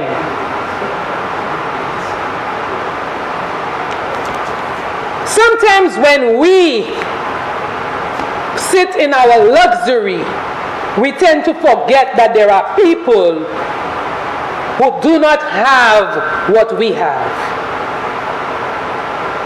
But these are the same people. Every 5 years, we will then go back and seek their support for us to get jobs. It cannot be right, Madam President.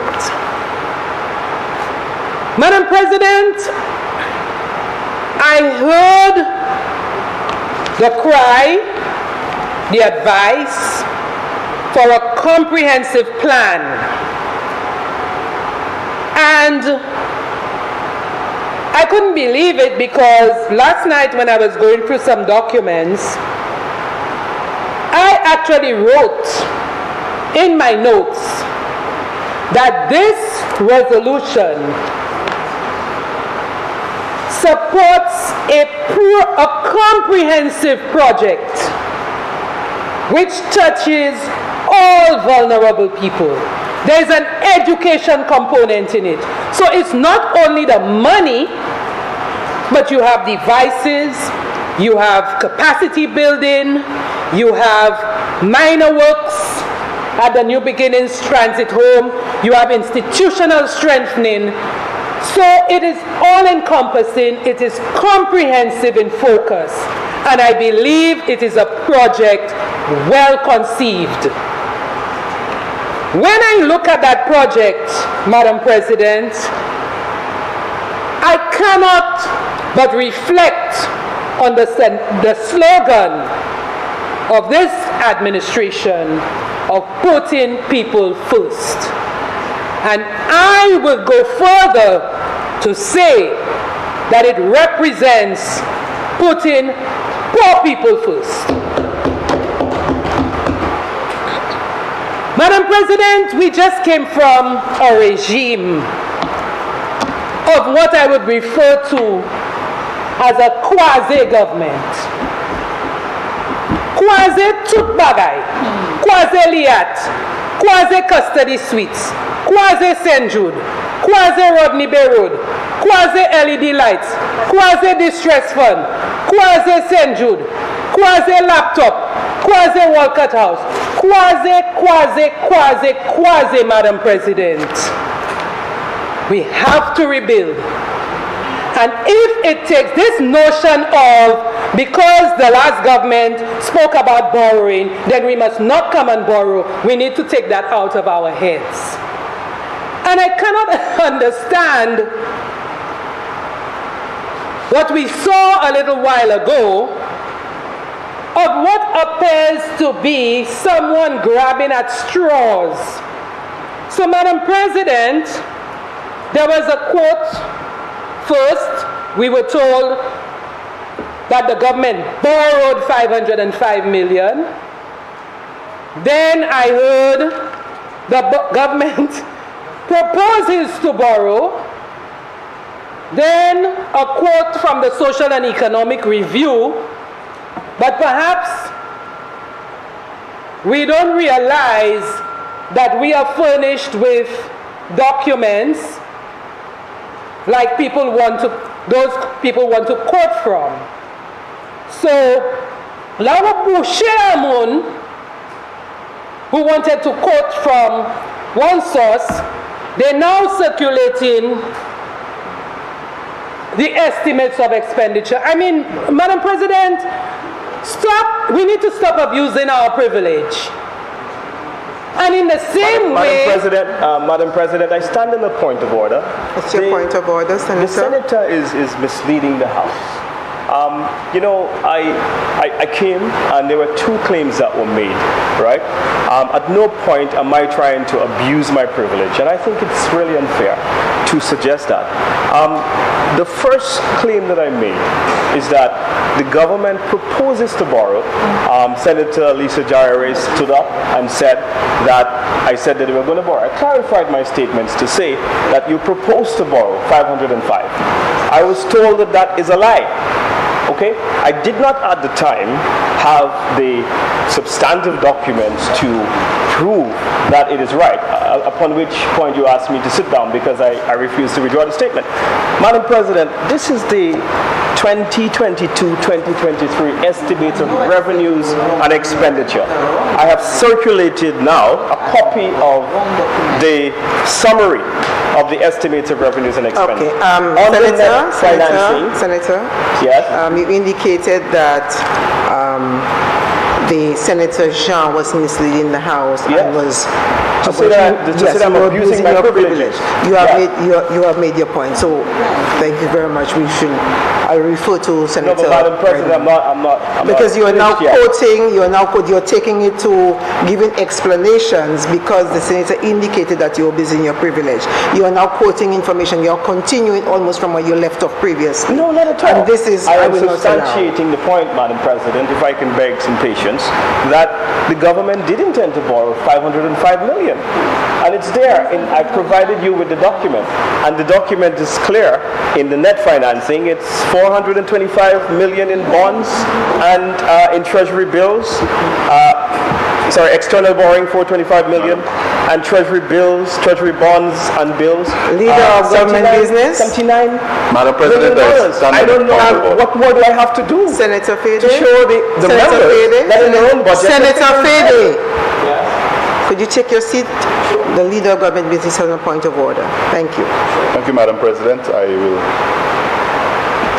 Madam President, the Honorable Senator is misleading the House. Madam President, the Honorable Senator stood and was on his feet, and he's attempting to continue his presentation. He has ended his presentation. He took to make his point of the $505 million, he was using the Social and Economic Review of 2021. He had this document in hand, and we sat here for over 10 minutes waiting for him to find a claim that he made. I challenged the claim because in his hand was a Social and Economic Review, a document of the House that he claimed he could have used to substantiate his point. Madam President, he failed to find the information. And now he has tried to divert and to maneuver in the way he knows to come to the House and make a document of a House, a different document. And Madam President, when the Sergeant of Arms served me with the document, I did indicate to her that the document he was using at the time was a Social and Economic Review. To leave here, go to the library, and come with a different document from a different source is misleading. Thank you. That to me is not a document that the member stood up in this House with. He's introducing something new. Madam President, again I shall ask Senator Jean to proceed with the presentation. And there were 2 points raised. Senator Fede? Yes, ma'am. Senator Fede, could you take your seat, please? Thank you, Madam President. Senator Jean, could you wait, please? Senators, I think we have had enough of these cross-floor interruptions. I am ruling that Senator Jean will continue with her presentation. Thank you very much, Madam President. Madam President, we, as members of this House, need to ensure that we present facts and analyze the facts correctly.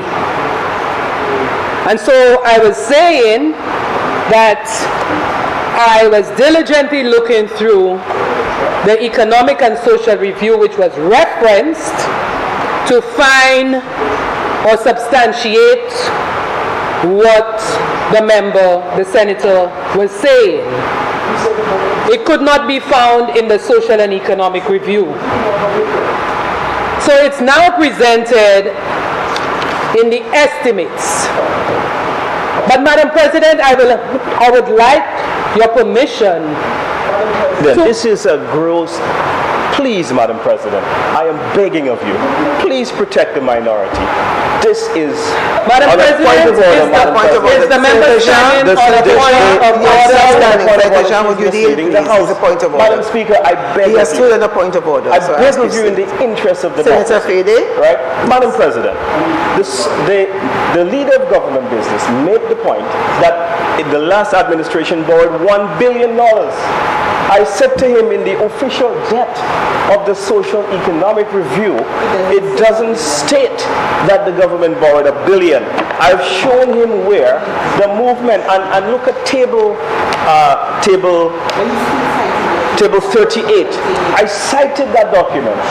I then said, to prove the point that they were borrowing, that they proposed to borrow $500 million, I brought the Social Economic Review, that they estimates of revenues and expenditure. So I needed 2 documents to prove that the government senators are wrong on both counts. The member is misleading the House. I never used the Social Economic Review to prove that you're proposing to borrow $500 million. I used the estimates. Madam President, because the estimates are projecting what you're about to do. I cannot use historic figures to go and give you forward numbers. I can't. So I have to go for your estimates and show what you plan to do. And you know that you're wrong. Senator Fede, you would address the chair, please. Okay. Senators, Senator Honorable. Okay. We shall resume. Senator Fede, very early in your presentation, you indicated that the government was borrowing almost $1 billion, and I indicated, I asked that you provide the information to corroborate what you said. Then you changed to say that you indicated that the government will be borrowing. Okay? And I asked you whether you would be retracting the previous statement. You said, no, this is what you said previously. However, it is recorded. Then you moved from the social and economic review, and I asked to please provide the information. You were unable to provide it from the social and economic review. I ask you, if you will not withdraw, that you take your seat. You took your seat. That means the end of your presentation, Senator Fady. You took your seat and indicated you would go to the library to get this information. You came with it, with a piece of paper which you circulated. At this point, it is a page which was copied. At this point, Senator Fede, the Senator Jean is on her feet, and she has indicated that you misled the House, you gave wrong information because you started with economic review and moved to the copied page. You stood on a point of order because she indicated, you said, that you are abusing your privilege. This is the point of order on which you stood, Senator Fede. So there was no need to go into the discourse, and we did not have to go there. You only had to indicate what the senator said when she indicated that members are abusing their privileges. You have made your point, Senator Fede. I will not allow this cross back and forth in this space at this time. I am asking again that Senator Jean resumes with her presentation. Thank you.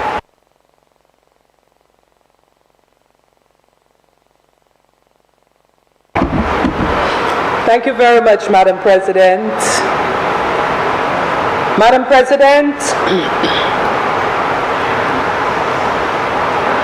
I want to go back to the resolutions that have been passed so far for this year. And in the Extraordinary Gazette, which I could make a document of the Senate, at volume 191, issue 21, dated Tuesday, July 19th, 2022, the government had 5 resolutions. The first was a resolution to borrow for capital or recurrent expenditure to finance the implementation of national development projects, initiatives, and COVID-19 mitigation measures. And it was in the amount of US $10 million from the Export-Import Bank of the Republic of China. I want senators to take down these figures because we may need to have a math class, Madam President, to calculate figures so that when people bandish figures out there, we can substantiate it with fact. The next resolution was to borrow for capital or recurrent expenditure, operating expenses in the health sector related to the COVID-19 virus pandemic, and that was in the amount of 13.5 million euro that came from the European Investment Bank. The third resolution was to borrow for capital or current expenditure, implementation of unleashing of the blue economy of the Caribbean project. It was for $18 million from the International Development Association, IDA. The fourth resolution of Parliament was in the amount of $8 million to borrow for capital or current expenditure, Organization of Eastern Caribbean States Data for Decision-Making Project, and that came from the International Development Association as well, IDA. And the last resolution was for $546,264 EC dollars to write off debt owed to the government by Forcejac Credit Cooperative Society Limited for the Mocha Housing Development Project. Mocha being in Soufrière, and I am aware of this project. It was as a result of Hurricane Thomas. Damage caused to the houses in Forcejac, and that was the project. So when I did my calculation, Madam President, I'm not putting apples and pears together and sublaying them, but I've calculated the amount of 36 million US dollars, 13.5 million euro, and 546,264 EC. Today, we're coming to for 5.217 million for the vulnerable populations, and later we will see another resolution for 3.7 million. What I calculated is barely about 44 or say 49 million US plus the euro and the EC.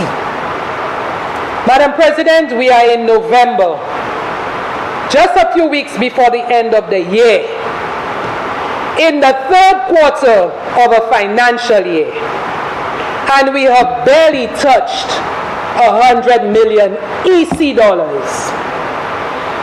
So for the member or others to start harboring on a $505 million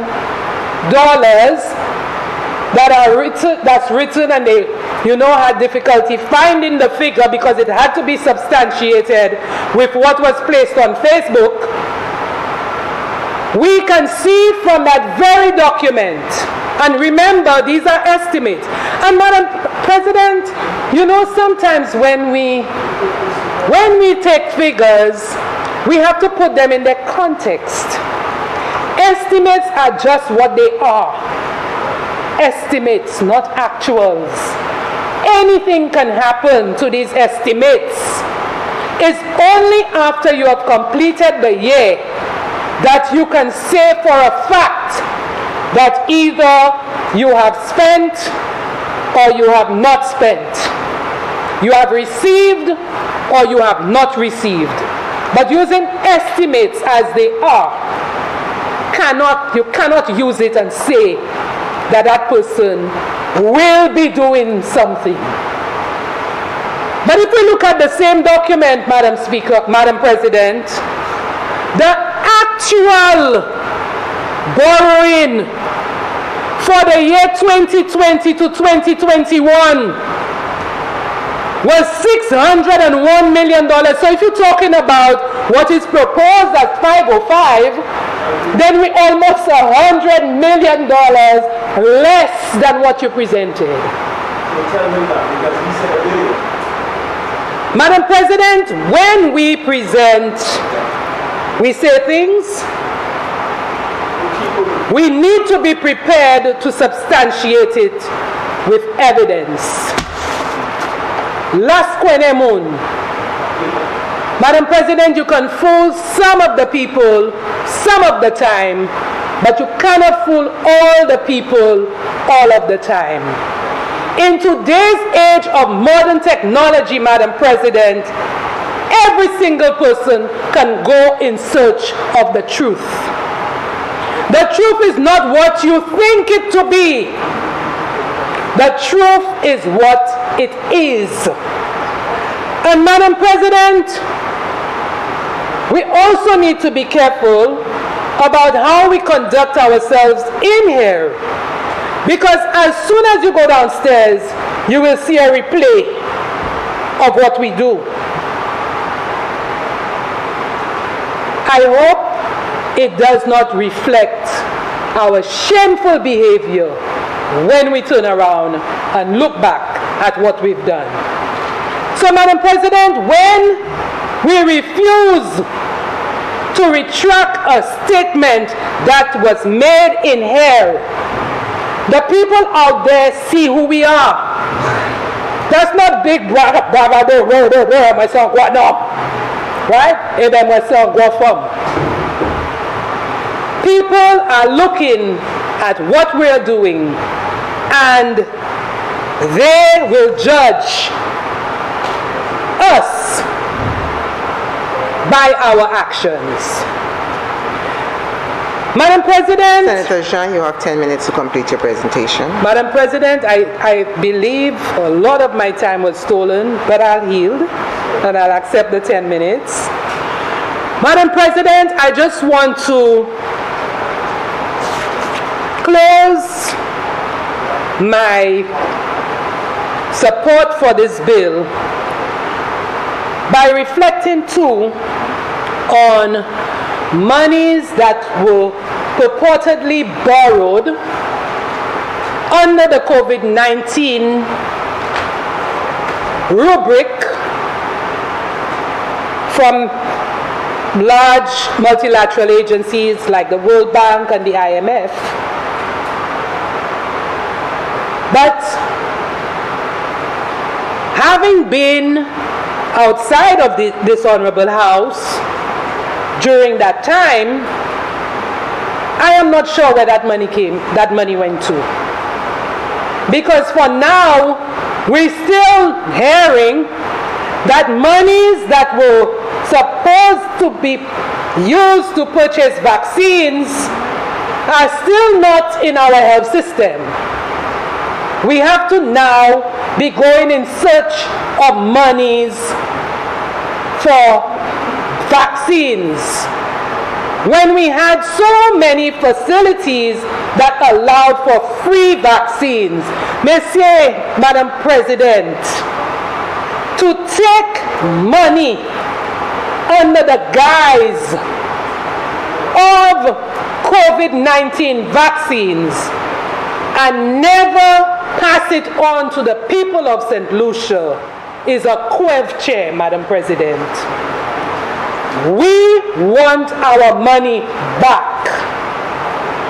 We also heard of COVID-19 money for income support.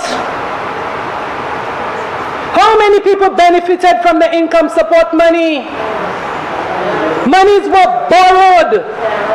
And right now we're hearing, oh, where's the $1,500 that you said you were going to give the people? We didn't borrow money to give people $1,500. It was done during the time when we were in Egypt. That was when it was done. The 2016 to 2021. That's when it was done. So don't come and look for $1,500 now. What I am seeing here is money will be going to the people. Transparency, accountability, that is what is enshrined in this project. And so, Madam President, I again want to commend the government of St. Lucia under the sterling leadership of Honorable Philip J. Pierre for foresight, for helping the young, the poor, and the vulnerable in our society. Because, Madam President, through this assistance, we can grow our social and economic development. We can put our country back on a sounder footing after its derailment during 2016 to 2021. I thank you. Leader of Government Business.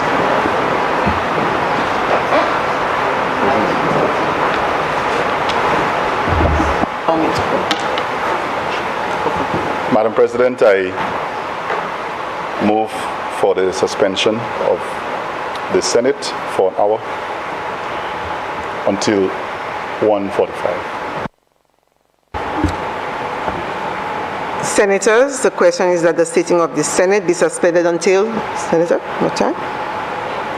What time did you propose, Senator? until 1:45. I now put the question. As many as who are that opinion say aye. Aye.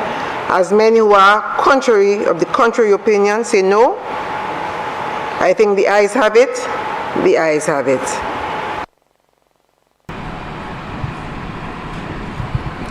Eh bien, nous venons au bout de session qu'il consiste. C'est pas exactement au bout de session qu'il consiste, ça c'est au point anti-pause, moi c'est posé pour déjeuner, avec nous qui avons début à un moment, durant temps aujourd'hui, nous avons sénateur Alvina Reynolds qui joint électé, et bien, soit-ci qu'on président Sénat là, c'était un moment, il même un statement, il remercie tous ces moments, il remercie famille, il remercie Premier ministre, il remercie, enfin, tous ces moments qui aussi parler à ces différences, enfin, il voulait chaque support pour femmes qui apprécient support qui Premier ministre pour femmes, avec aussi durant le Sénat là nous un débat entre ça c'est sénateur ça fait façade opposition sénateur Fédé et puis les autres c'est chef façade gouvernement aussi avec les autres membres mais ça y a débat c'était plutôt à sous l'argent gouvernement qui a apporté ça c'est 5,2 millions de dollars américains pour assister monde qui enfin qui a une difficulté par vermine Covid là, c'est ça Covid là affecte un chien monde. C'est ça qui plutôt ça qui passe en Sénat là aujourd'hui. Nous on est fini là et puis sénateur Jean, ça c'est Alison Jean, avec aussi nous sommes mentionné qu'il joignent, il recevait doctorat, ça c'est degré doctorat, à présent il s'est accueilli docteur Alison Jean, avec chaque semaine qui parlait, félicité pour l'occasion celle-là. Well, we have come to the end of the first session. The House has been suspended until 2 o'clock this afternoon. When we invite you to rejoin us for the continuation of the sitting of the Senate. So we take you right back to our studio.